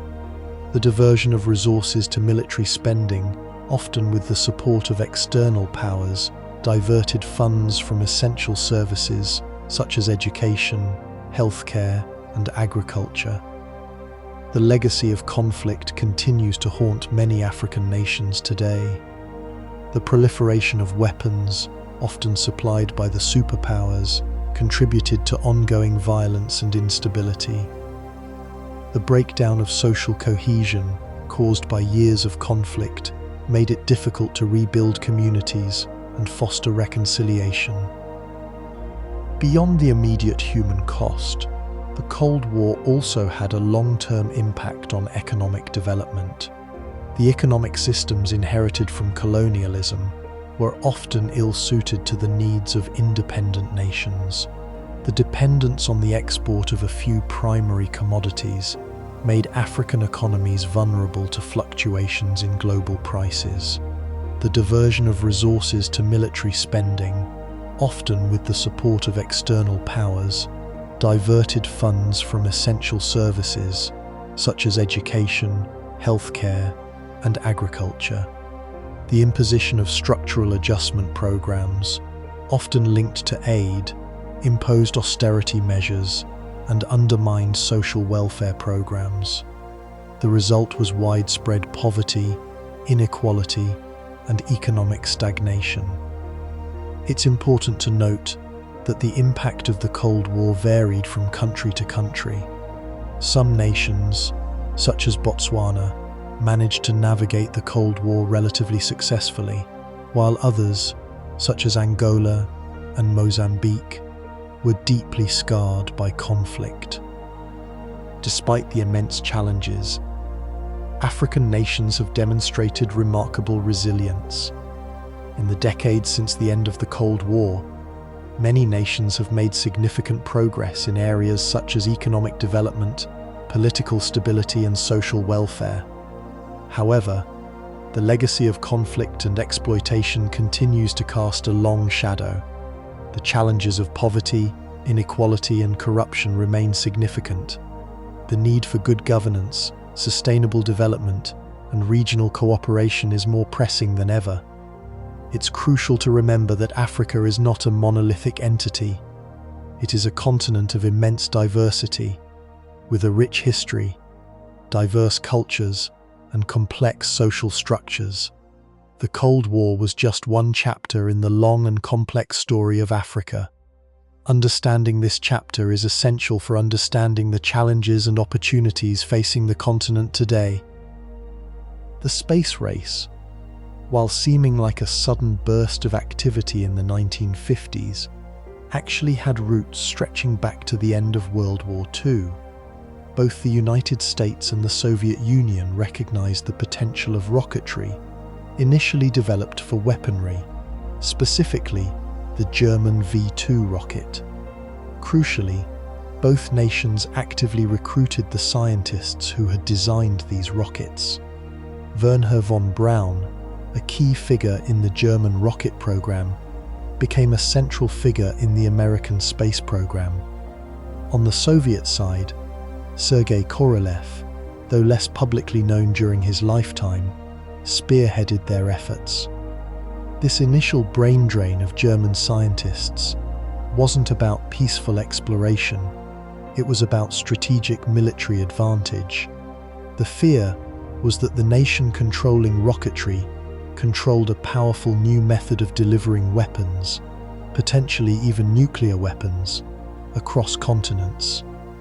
This is the bedrock of the space race, Cold War competition masked as scientific progress.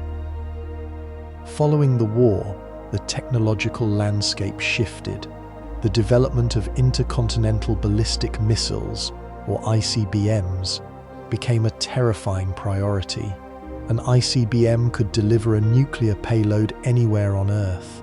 The problem was, proving you could reach a target without actually launching a nuclear weapon required demonstrating rocket capabilities. This is where the space race cleverly disguised itself. Each successful launch, each satellite put into orbit, was a demonstration of ICBM technology. The Soviets' launch of Sputnik in 1957 wasn't just a scientific achievement, it was a massive psychological and strategic blow to the United States. It demonstrated they could launch objects into orbit, meaning they could, theoretically, hit targets anywhere with a missile. This ignited the Sputnik crisis in America, prompting a massive investment in science, technology, engineering, and mathematics, STEM fields, and the creation of NASA. The American response to Sputnik was multifaceted. Beyond the investment in STEM education, there was intense pressure on the American scientific community to catch up. The initial American attempts to launch satellites were embarrassingly unsuccessful, further fueling the sense of national crisis. The US wasn't accustomed to being technologically surpassed, and the Soviet success was seen as a direct challenge to American leadership. This wasn't just about science, it was about ideology. The Soviets were portraying their space achievements as proof of the superiority of the communist system, while the US felt it needed to demonstrate the strength and innovation of its capitalist system. The competition escalated quickly, moving beyond simply launching satellites to ambitious goals like putting a human in space. This created an environment of intense pressure and, inevitably, risk. The technological demands of the space race were immense. Both the US and the Soviet Union had to overcome significant hurdles in rocketry, materials science, life support systems, and communications. The early Soviet successes, like the Vostok program, relied on powerful yet relatively simple rocket designs. The Vostok 1 mission, carrying Yuri Gagarin, was a remarkable achievement, but it was also a very risky one. The spacecraft lacked sophisticated backup systems, and Gagarin's survival depended on the flawless operation of the rocket and the capsule. The Soviets prioritized getting a human into space first, even if it meant accepting a higher level of risk. They focused on robust, reliable designs, and often sacrificed redundancy in favor of simplicity. The American response, the Apollo program, took a different approach. While the Soviets focused on simpler, more reliable designs, the Americans aimed for greater sophistication and redundancy. The Apollo spacecraft, with its command and service modules and lunar module, was a complex machine designed to operate in the harsh environment of space and land on the Moon. This complexity came at a cost. The Apollo program was incredibly expensive, and its development was plagued by setbacks, including the tragic Apollo 1 fire. However, this emphasis on redundancy and safety ultimately paid off, allowing the Americans to achieve the monumental goal of landing humans on the moon in 1969. This was a huge triumph for American engineering and a powerful symbol of American technological prowess. Beyond the rockets and spacecraft themselves, the space race spurred advancements in a wide range of related technologies. Miniaturization of electronics was crucial, as every pound of weight added to a spacecraft increased the size and cost of the launch. Computer technology also advanced rapidly, driven by the need for guidance and control systems. New materials, like heat-resistant alloys and lightweight composites, were developed to withstand the extreme temperatures and stresses of space travel. Even everyday technologies like Teflon coatings and freeze-dried food had their origins in the space race. These advancements weren't just limited to space exploration. They had a significant impact on other industries and ultimately improved the quality of life for millions of people. The space race wasn't just about scientific achievement. It was a powerful tool for propaganda. Both the US and the Soviet Union used their space programs to promote their ideologies and demonstrate their superiority on the world stage. The Soviets, in particular, were adept at using propaganda to portray their cosmonauts as national heroes and to emphasize the collective achievements of Soviet science and technology. They carefully controlled the media coverage of their space program, presenting a highly sanitized and idealized image of life in the Soviet Union. The first human in space, Yuri Gagarin, became an international celebrity, and the Soviets used his image extensively to promote their system. The American response was to emphasize the individual achievements of its astronauts and the freedom of inquiry that characterized American science. The Apollo 11 moon landing, in particular, was a massive propaganda victory for the US. The iconic images of Neil Armstrong planting the American flag on the moon were broadcast around the world, demonstrating American technological prowess and national ambition. This event was carefully orchestrated to maximize its propaganda impact, and it remains one of the most memorable moments in American history. The US wasn't necessarily trying to portray a perfect society, but rather one that fostered innovation and allowed individuals to achieve extraordinary things. The space race had a profound impact on global perceptions of power and prestige. The nation that could conquer space was seen as a leader in science, technology, and innovation. This perception translated into political influence and economic advantage. The space race also inspired a generation of scientists, engineers, and mathematicians around the world. It demonstrated the power of human ingenuity and the potential for technological progress. While the space race was a product of the Cold War rivalry, it also fostered international cooperation and laid the foundation for future space exploration efforts. The legacy of the space race continues to shape our understanding of the universe and our place within it, even today. Following the end of World War II, Germany, and its capital, Berlin, was divided amongst the Allied powers: the United States, the Soviet Union, Great Britain, and France. However, this wasn't a neat, equal split. The Soviet zone encompassed the majority of Berlin, but the city itself was also divided into 4 sectors, mirroring the Allied control.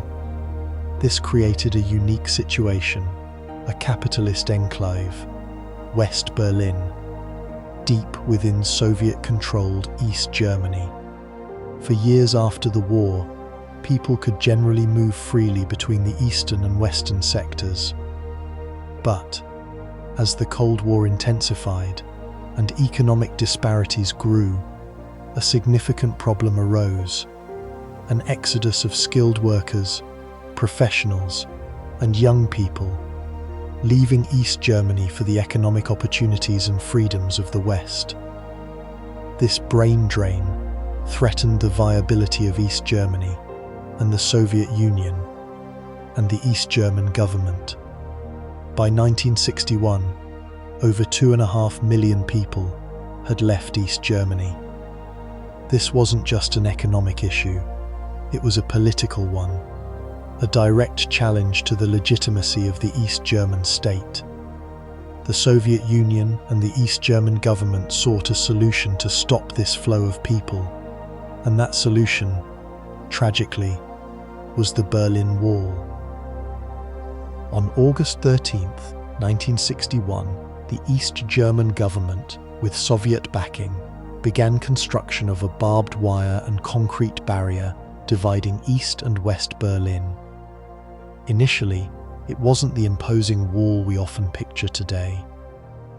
It started as a rudimentary barrier of barbed wire, quickly replaced by a more substantial wall of concrete blocks, and later reinforced concrete. The official East German justification was that the wall was an anti-fascist protective rampart intended to keep out Western fascists and spies. However, everyone understood its true purpose: to prevent East Germans from escaping to the West. The construction happened incredibly rapidly. Streets were torn up, buildings were demolished, and families were separated overnight. The wall wasn't just a physical barrier, it became a symbol of the Iron Curtain, the ideological and physical divide between the communist Eastern Bloc and the democratic West. It represented the suppression of freedom and the brutal reality of life under a totalitarian regime. The construction sparked immediate international outrage, but the Soviets and East Germans were resolute, and the West, while condemning the wall, lacked the will to forcibly dismantle it. Over the years, the Berlin Wall became increasingly sophisticated and heavily fortified. It evolved from a simple concrete barrier to a complex system of walls, fences, watchtowers, anti-vehicle trenches, dog runs, and minefields. A death strip, a heavily guarded area between the inner and outer walls, was created, making escape attempts incredibly dangerous.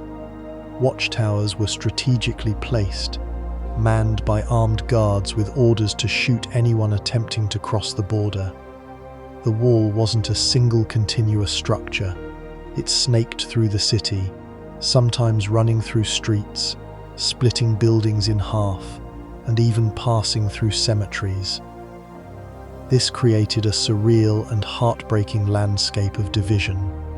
The East German border guards were under immense pressure to prevent escapes, and they were given broad authority to use force.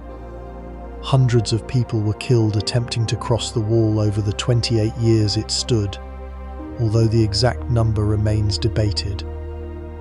The wall became a grim symbol of oppression, a stark reminder of the human cost of the Cold War.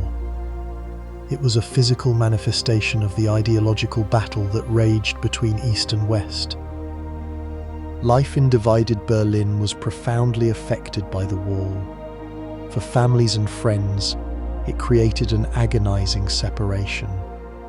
Overnight, people were cut off from loved ones, unable to visit or communicate freely. Many families were split in half, with some members living in East Berlin and others in West Berlin. Communication was limited to letters, which were often censored by East German authorities. Phone calls were nearly impossible. The emotional toll was immense, and many people suffered from depression and anxiety. The wall not only separated families but also disrupted social and economic life. West Berlin, surrounded by East Germany, became an isolated island of capitalism within a communist sea. It relied heavily on supplies flown in from West Germany and other Western countries. The city became a focal point for espionage and political intrigue, with both sides vying for influence. West Berlin developed a unique culture, fiercely independent and determined to resist communist influence. The city became a haven for artists, writers, and intellectuals, attracted by its freedom and creative atmosphere. It was a vibrant and dynamic place, with a thriving music scene and a lively nightlife. West Berliners enjoyed a high standard of living, comparable to that of West Germany. They had access to Western goods and services, and they benefited from the economic support of the United States and other Western powers. East Berlin, in contrast, was a grim and austere place. The city was heavily controlled by the communist government, and its residents suffered from shortages of goods and services. Freedom of speech and expression was severely restricted, and the Stasi, the East German secret police, maintained a pervasive network of surveillance. Border crossings like Checkpoint Charlie became iconic symbols of the divided city. These were heavily guarded checkpoints where travelers were subjected to rigorous inspections. Crossing the border was a stressful and time-consuming process, and many people were denied entry. Checkpoint Charlie, in particular, became a focal point for confrontations between the superpowers during the Cold War. In 1961, Soviet and American tanks faced off at Checkpoint Charlie in a tense standoff that brought the world to the brink of war. Even those with permission to cross faced scrutiny and potential harassment. The border crossings were a constant reminder of the division that separated East and West Berlin. They symbolized the lack of freedom and the ever-present threat of repression. By the late 1980s, the Soviet Union was facing increasing economic and political challenges. Mikhail Gorbachev's policies of perestroika and glasnost, economic restructuring and openness, had unintended consequences, weakening the communist regimes in Eastern Europe. In the summer of 1989, Hungary opened its border with Austria, allowing East Germans to escape to the west. This triggered a mass exodus of East Germans, putting immense pressure on the East German government. Protests erupted across East Germany, demanding greater freedom and democracy. On November 9, 1989, the East German government unexpectedly announced that it would open the borders. The announcement was made somewhat haphazardly, and border guards were initially unsure how to respond. But when crowds of East Berliners gathered at the border crossings, demanding to be let through, the guards relented. The Berlin Wall, which had stood for 28 years, was effectively opened. The fall of the Berlin Wall was a momentous occasion, a symbol of the end of the Cold War. People from East and West Berlin flooded across the border, embracing and celebrating together. The Brandenburg Gate, which had been located in the no man's land between East and West Berlin, became a focal point for the celebrations. People danced on top of the wall, chipped away at it with hammers and chisels, and shared food and drinks. The atmosphere was one of euphoria and hope. The fall of the wall paved the way for German reunification. Negotiations between East and West Germany, as well as the four Allied powers, began immediately. The process was complex, but ultimately it led to the creation of a unified Germany on October 3, 1990. German reunification was a transformative event, not just for Germany but for Europe as a whole. It marked the end of decades of division and the beginning of a new era of cooperation and integration. The reunification process was not without its challenges. Integrating the economies and societies of East and West Germany proved to be difficult. However, over time, Germany has overcome these challenges and has emerged as one of the most powerful and prosperous nations in Europe. The Berlin Wall may be gone, but its legacy remains. It serves as a reminder of the dangers of division and the importance of freedom and democracy. The city of Berlin, once divided, is now a vibrant and unified metropolis, a symbol of hope and reconciliation. The late 1960s and early 1970s witnessed a significant shift in Cold War strategy, moving away from the intense confrontation of the early years towards a period known as détente. Détente, a French word meaning release from tension, wasn't about ending the Cold War, that wasn't realistically on the table, but about managing the rivalry and reducing the risk of nuclear war. This approach was largely spearheaded by President Richard Nixon and his National Security Advisor, and later Secretary of State Henry Kissinger. Nixon, surprisingly, believed that an overly aggressive stance towards the Soviet Union and China was counterproductive. He saw the potential for exploiting the Sino-Soviet split, the growing ideological and political rift between the two communist giants, to America's advantage. Kissinger, a brilliant and pragmatic diplomat, became the architect of this new approach. He was a master of realpolitik, a philosophy focused on practical considerations of power rather than ideology, and believed in engaging with adversaries when it served American interests. He advocated for back-channel diplomacy, secret negotiations that bypassed traditional bureaucratic channels, allowing for more flexibility and speed in addressing sensitive issues.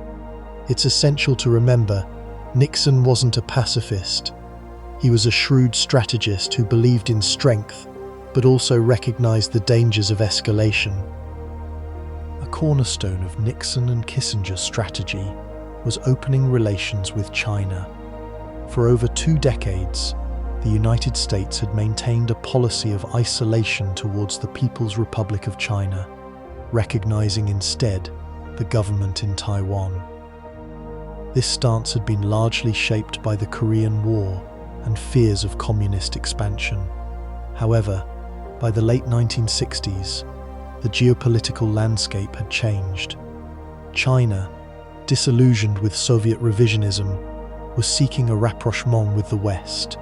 Kissinger, in a remarkable secret trip to Beijing in 1971, laid the groundwork for Nixon's historic visit in 1972. This visit, broadcast worldwide, was a diplomatic coup. It signaled a dramatic shift in the global balance of power and created a new strategic triangle between the US, the Soviet Union, and China. The opening to China didn't mean the US abandoned its allies or embraced communism.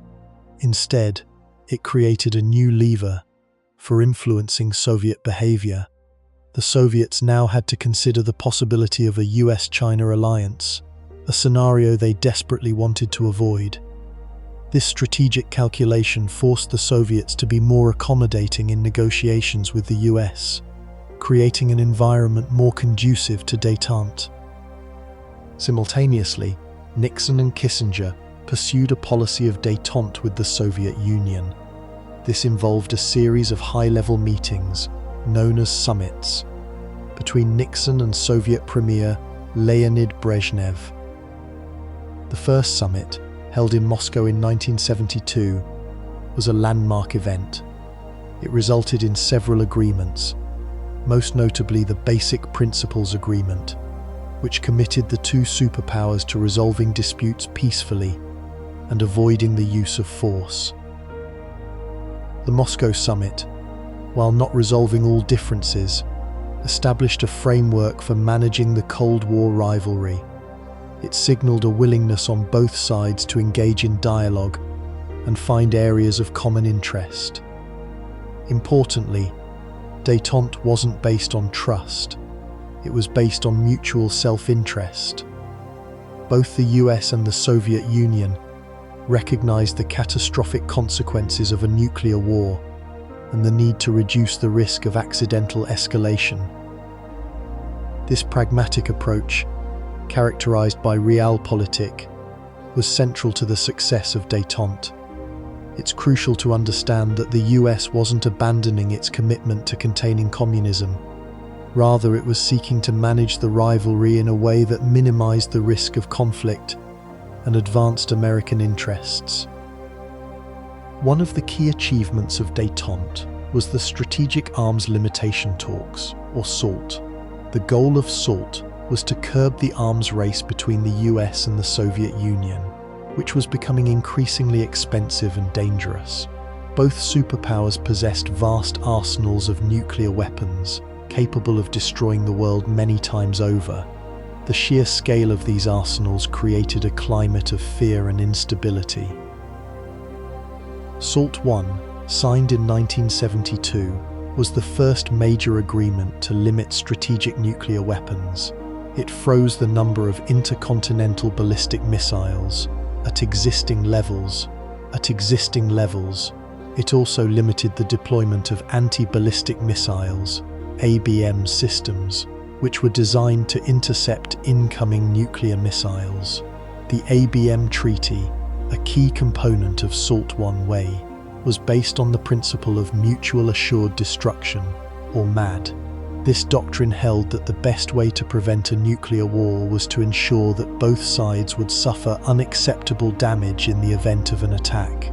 By limiting ABM systems, the treaty ensured that neither side could develop a defense that would shield it from a retaliatory strike, thus maintaining the balance of terror. Following SALT I, negotiations began on a second agreement, known as SALT II. SALT II, signed in 1979, was more ambitious than its predecessor. It set limits on the total number of strategic nuclear delivery vehicles, ICBMs, SLBMs, and long-range bombers, and also placed restrictions on the development of new weapons systems. However, SALT II faced significant opposition in the United States Senate. Critics argued that the agreement was too favorable to the Soviet Union and that it didn't adequately address the growing Soviet conventional military strength.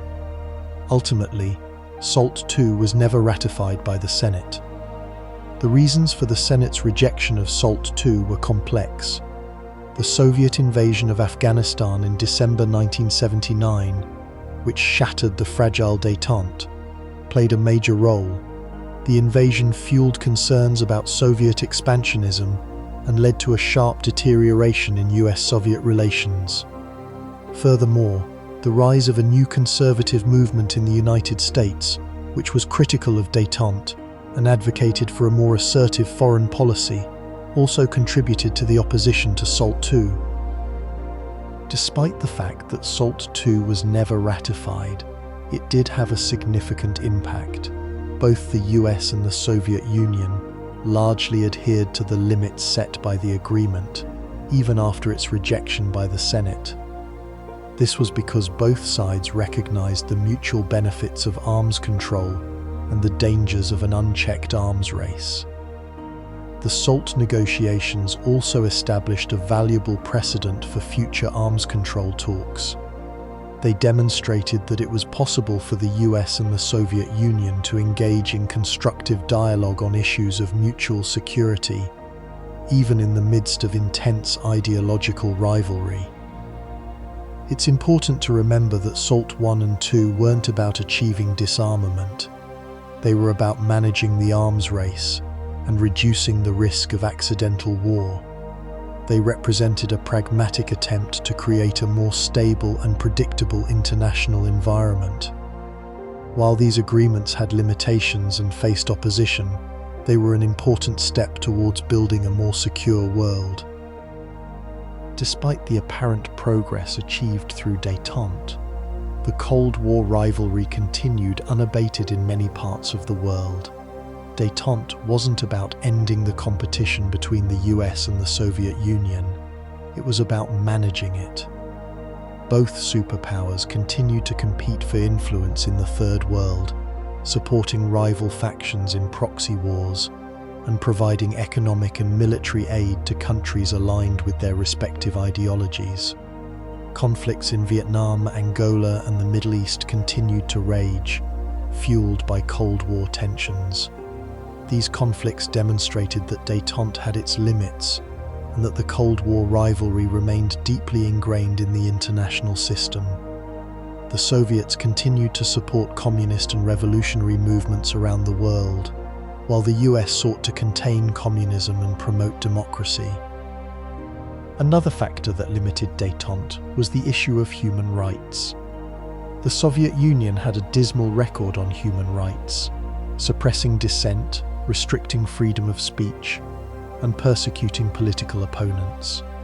The US government, under pressure from human rights activists and members of Congress, began to criticize the Soviet Union's human rights record.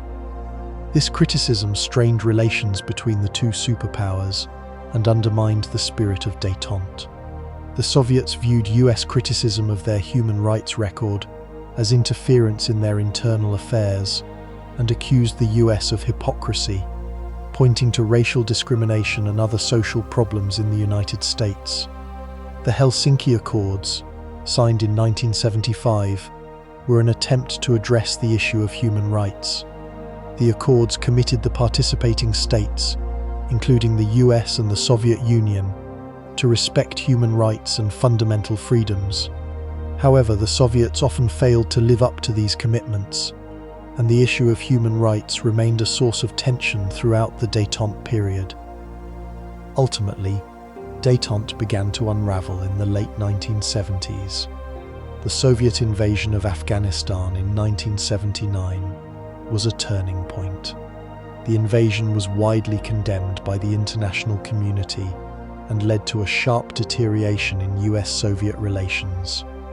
The US responded by imposing economic sanctions on the Soviet Union and suspending arms control negotiations. The election of Ronald Reagan as president in 1980 marked a further shift in US policy.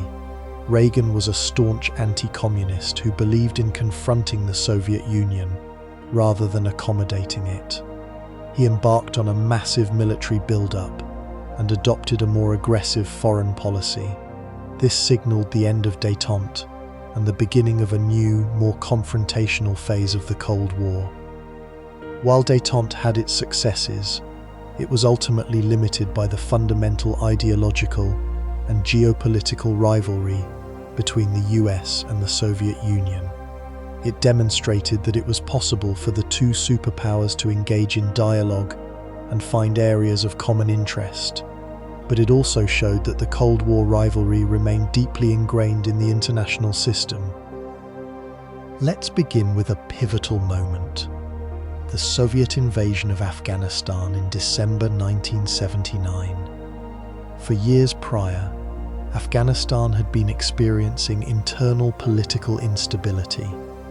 A communist government, the People's Democratic Party of Afghanistan, or PDPA, had seized power in 1978, but it faced fierce resistance from various Mujahideen groups, Islamic guerrilla fighters.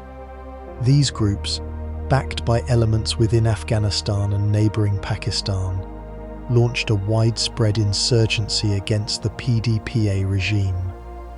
The Soviets, fearing the collapse of their ally and the potential spread of Islamic extremism towards their southern borders, decided to intervene.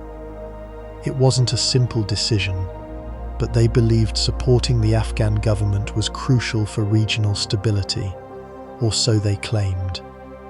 This marked a significant escalation of Cold War tensions, drawing the US into a proxy war that would last for a decade. The invasion itself was a large-scale military operation, involving tens of thousands of troops and heavy armored vehicles. The Soviets quickly established control over major cities and military bases, but they found themselves bogged down in a protracted guerrilla war against the Mujahideen, who were aided and funded by the United States and other anti-Soviet nations. The US response to the Soviet invasion was swift and decisive. President Jimmy Carter, and later Ronald Reagan, authorized Operation Cyclone, a covert program designed to arm and train the Mujahideen. Billions of dollars in weapons, including Stinger anti-aircraft missiles, were funneled to the rebels through Pakistan's Inter-Services Intelligence, OCIS. This dramatically shifted the balance of power in Afghanistan. The Stingers were particularly effective, allowing the Mujahideen to shoot down Soviet helicopters and aircraft, denying the Soviets air superiority. The aid wasn't purely military either. Financial assistance and humanitarian aid also played a role in supporting the Afghan people and fueling the resistance. However, this support also had unintended consequences. The influx of weapons and the radicalizing effects of the war contributed to the rise of extremist groups, including those that would later form the Taliban. The conflict became a quagmire for the Soviet Union, draining its resources and damaging its international reputation. It also solidified the US as a champion of anti-communist forces and a key player in the region. The war in Afghanistan was far more than just a regional conflict. It was a critical battleground in the Cold War, one that exposed the limitations of Soviet power and fueled the proxy wars that defined the era. The terrain itself played a crucial role in the Soviet struggle. Afghanistan is a landlocked country, dominated by the Hindu Kush Mountains. These mountains provided natural cover for the Mujahideen and made it extremely difficult for the Soviets to deploy their tanks and armored vehicles effectively. Supply lines were stretched thin, and the Soviets struggled to maintain control over the vast, remote countryside. The Mujahideen, familiar with the terrain, utilized guerrilla tactics, ambushes, raids, and sabotage to harass the Soviet forces and disrupt their operations. They operated from caves and mountain hideouts, making them difficult to locate and destroy. The US, meanwhile, focused on providing the Mujahideen with the weapons and training they needed to sustain their resistance. Pakistan served as a crucial staging ground for this operation, providing logistical support and facilitating the flow of weapons and supplies. The war became a brutal and protracted conflict, with both sides committing atrocities and inflicting heavy casualties on the civilian population. By the mid-1980s, the Soviet Union was facing mounting economic and political pressure, and the war in Afghanistan was becoming increasingly unpopular at home. Now, let's turn to the role of President Ronald Reagan. His presidency from 1981 to 1989 marked a significant shift in US Cold War strategy. Reagan was a staunch anti-communist and believed that the US had been too passive in confronting the Soviet Union for too long. He embarked on a massive military build-up, increasing defense spending dramatically. This was part of his strategy to roll back communism, to actively challenge Soviet influence around the world, rather than simply containing it. This build-up, combined with a rhetorical offensive, aimed to force the Soviets into an arms race they couldn't win. The Strategic Defense Initiative, often dubbed Star Wars, was a prime example of this. It proposed the development of a space-based missile defense system designed to intercept and destroy Soviet nuclear missiles. While technologically questionable at the time, it served a crucial psychological purpose. It signaled to the Soviets that the US was serious about challenging their military power. Reagan also adopted a more assertive foreign policy, intervening in conflicts in Central America and supporting anti-communist movements in Africa and Asia. The economic impact of Reagan's policies was profound. He implemented supply-side economics, referred to as Reaganomics, which involved tax cuts, deregulation, and reduced government spending. The idea was to stimulate economic growth by incentivizing investment and production. While Reaganomics did lead to economic growth in some sectors, it also resulted in increased income inequality and a growing national debt. However, from the Soviet perspective, the combination of military buildup and economic pressure was devastating. The Soviet economy was already struggling, and Reagan's policies exacerbated its problems.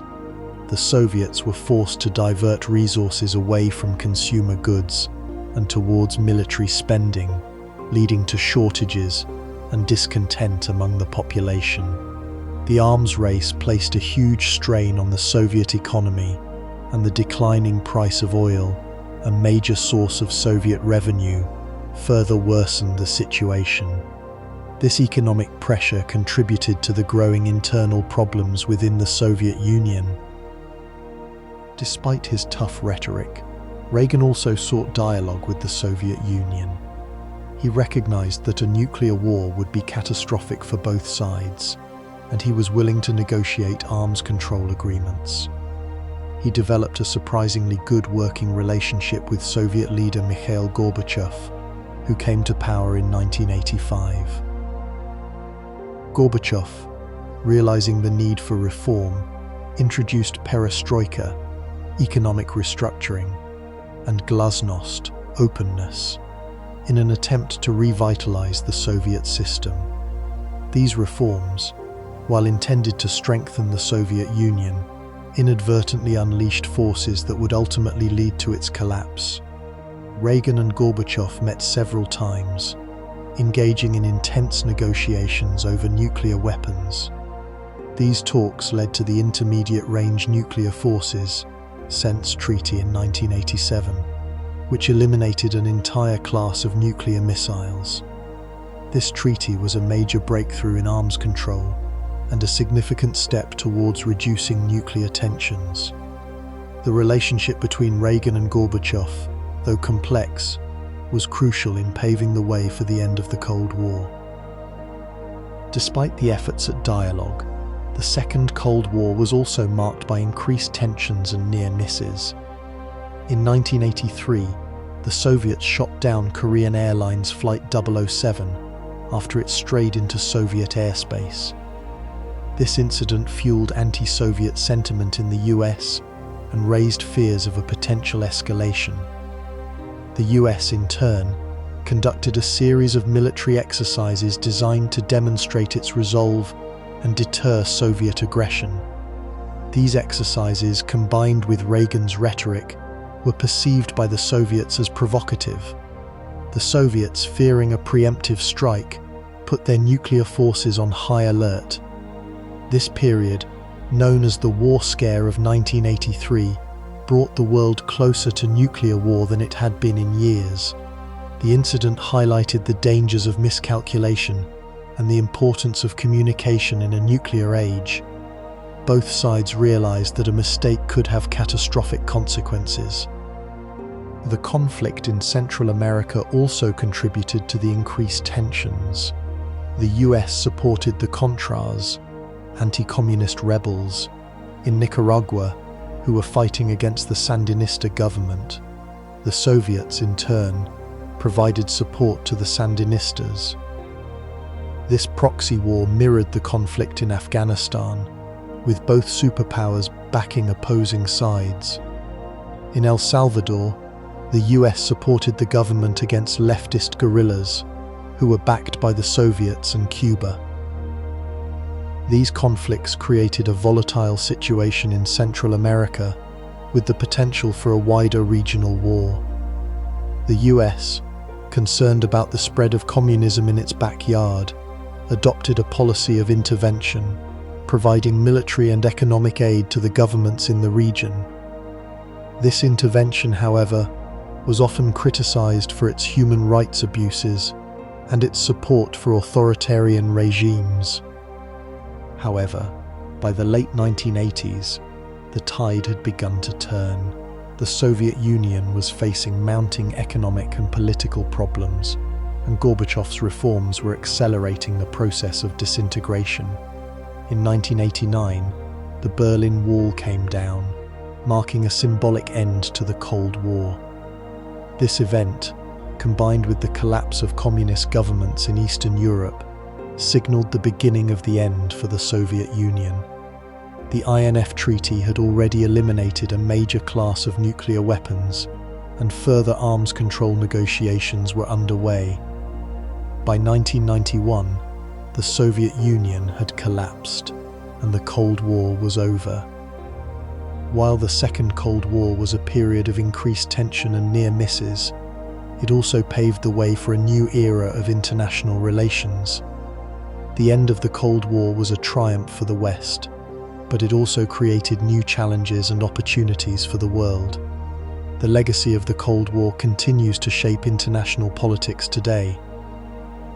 The story of the Soviet Union's fall isn't a sudden collapse, but a gradual unraveling that began with a surprising figure, Mikhail Gorbachev. He came to power in 1985, and almost immediately he signaled a departure from the rigid policies of his predecessors. For decades, the Soviet system had been characterized by centralized control, a lack of economic innovation, and severe restrictions on personal freedoms. Gorbachev recognized that this system was failing, not just economically, but also in its ability to inspire loyalty and maintain stability. He wasn't aiming to dismantle the Soviet Union, at least not initially. His goal was to reform it, to make it more efficient, more responsive to the needs of its citizens, and ultimately, more sustainable. This realization was incredibly important because it marked the first time a Soviet leader openly acknowledged the deep-seated problems within the system. It was a dramatic shift from the decades of denial and propaganda that had characterized Soviet leadership. Gorbachev introduced two key policies to achieve these reforms: perestroika and glasnost. Perestroika, meaning restructuring, was aimed at reforming the Soviet economy. It involved decentralizing economic decision-making, allowing for some private enterprise, and introducing market-like mechanisms. The Soviet economy had become incredibly inefficient. Central planners struggled to manage the complex needs of a vast country, leading to shortages, waste, and a lack of innovation. Gorbachev hoped that by giving local managers more autonomy and allowing for some competition, he could revitalize the economy. However, perestroika was a complex undertaking, and it faced resistance from entrenched bureaucrats who benefited from the old system. It also lacked a clear roadmap, leading to confusion and unintended consequences. It wasn't a clean break towards capitalism, but a hesitant step that often stumbled. Think of it like trying to repair a complex machine while it's still running. A lot can go wrong. The second crucial policy was glasnost, meaning openness.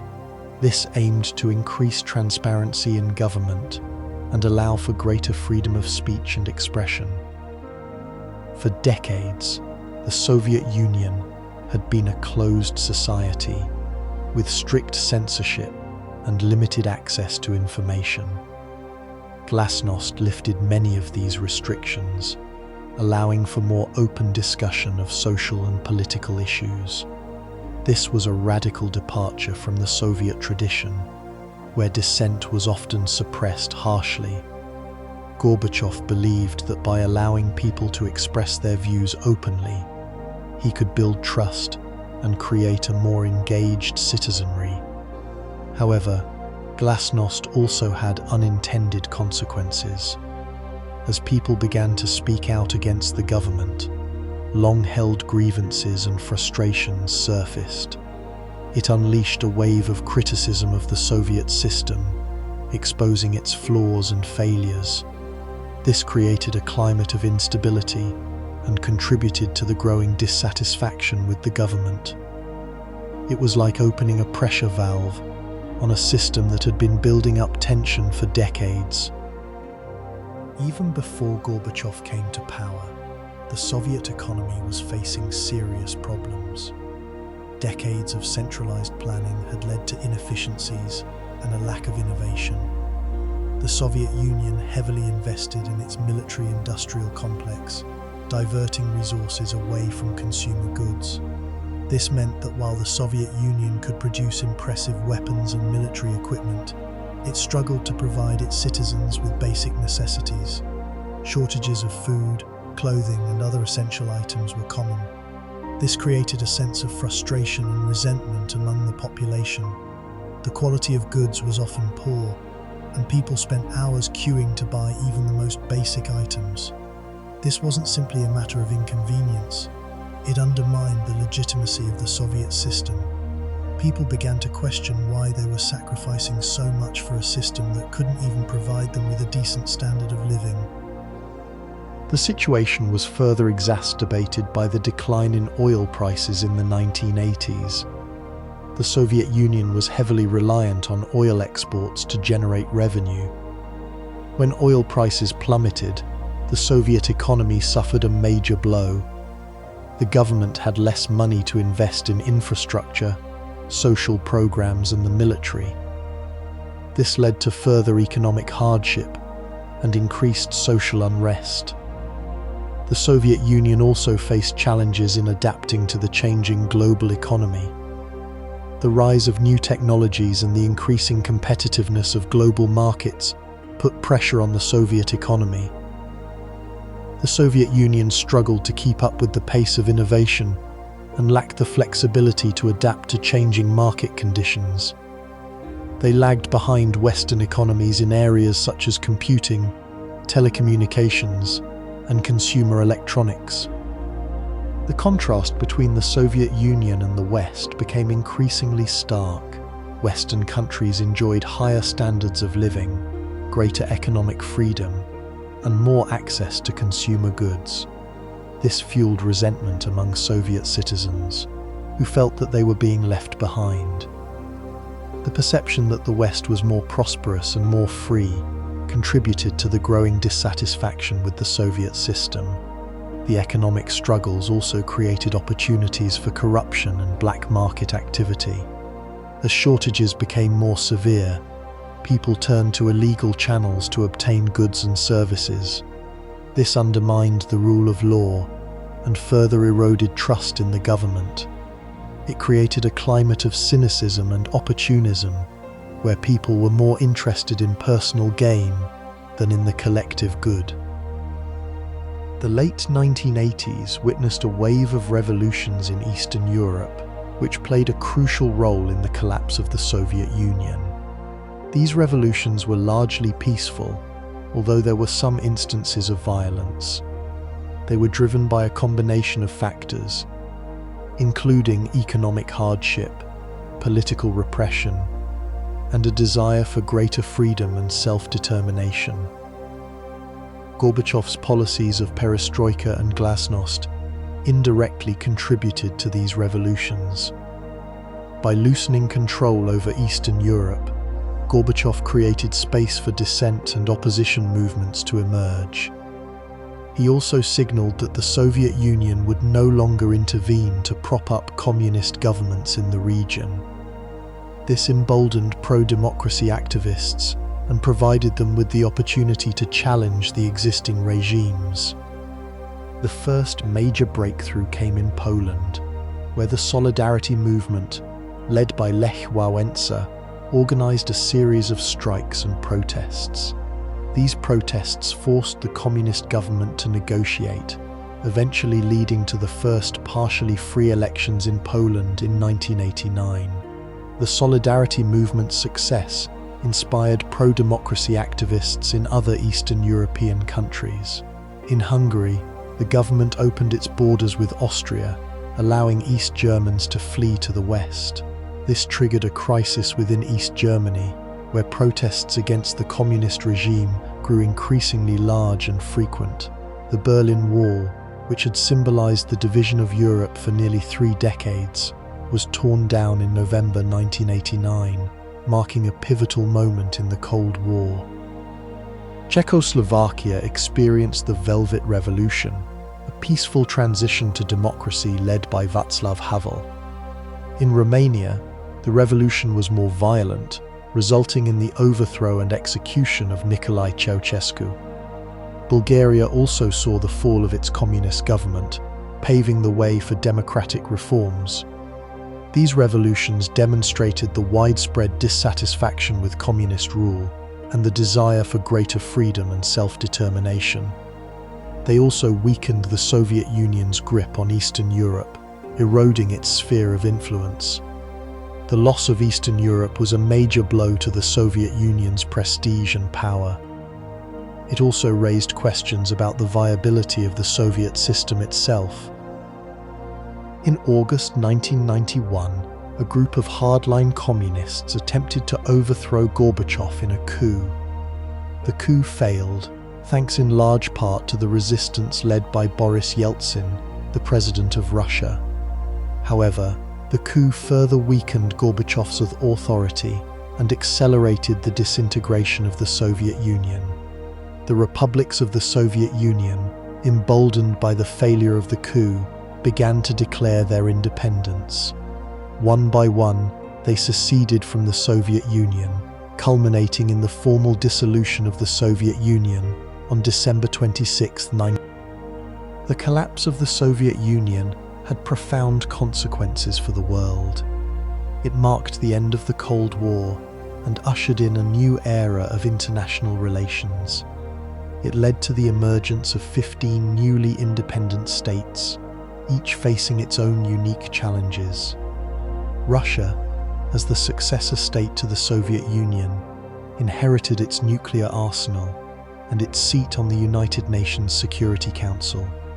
However, Russia also faced economic hardship and political instability in the aftermath of the Soviet collapse. The transition from communism to capitalism was difficult, and many Russians experienced a decline in their standard of living.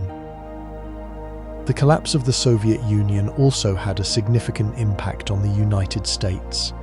The US emerged as the sole superpower, and its influence in world affairs increased. However, the US also faced new challenges, such as dealing with the proliferation of nuclear weapons and addressing the conflicts in the former Soviet republics. The aftermath of the Soviet collapse continues to shape the world today. The newly independent states are still grappling with the legacy of Soviet rule, and Russia is still seeking to define its role in the international arena. The fall of the Soviet Union remains a pivotal event in modern history, a testament to the power of ideas, the resilience of the human spirit, and the unpredictable nature of political change.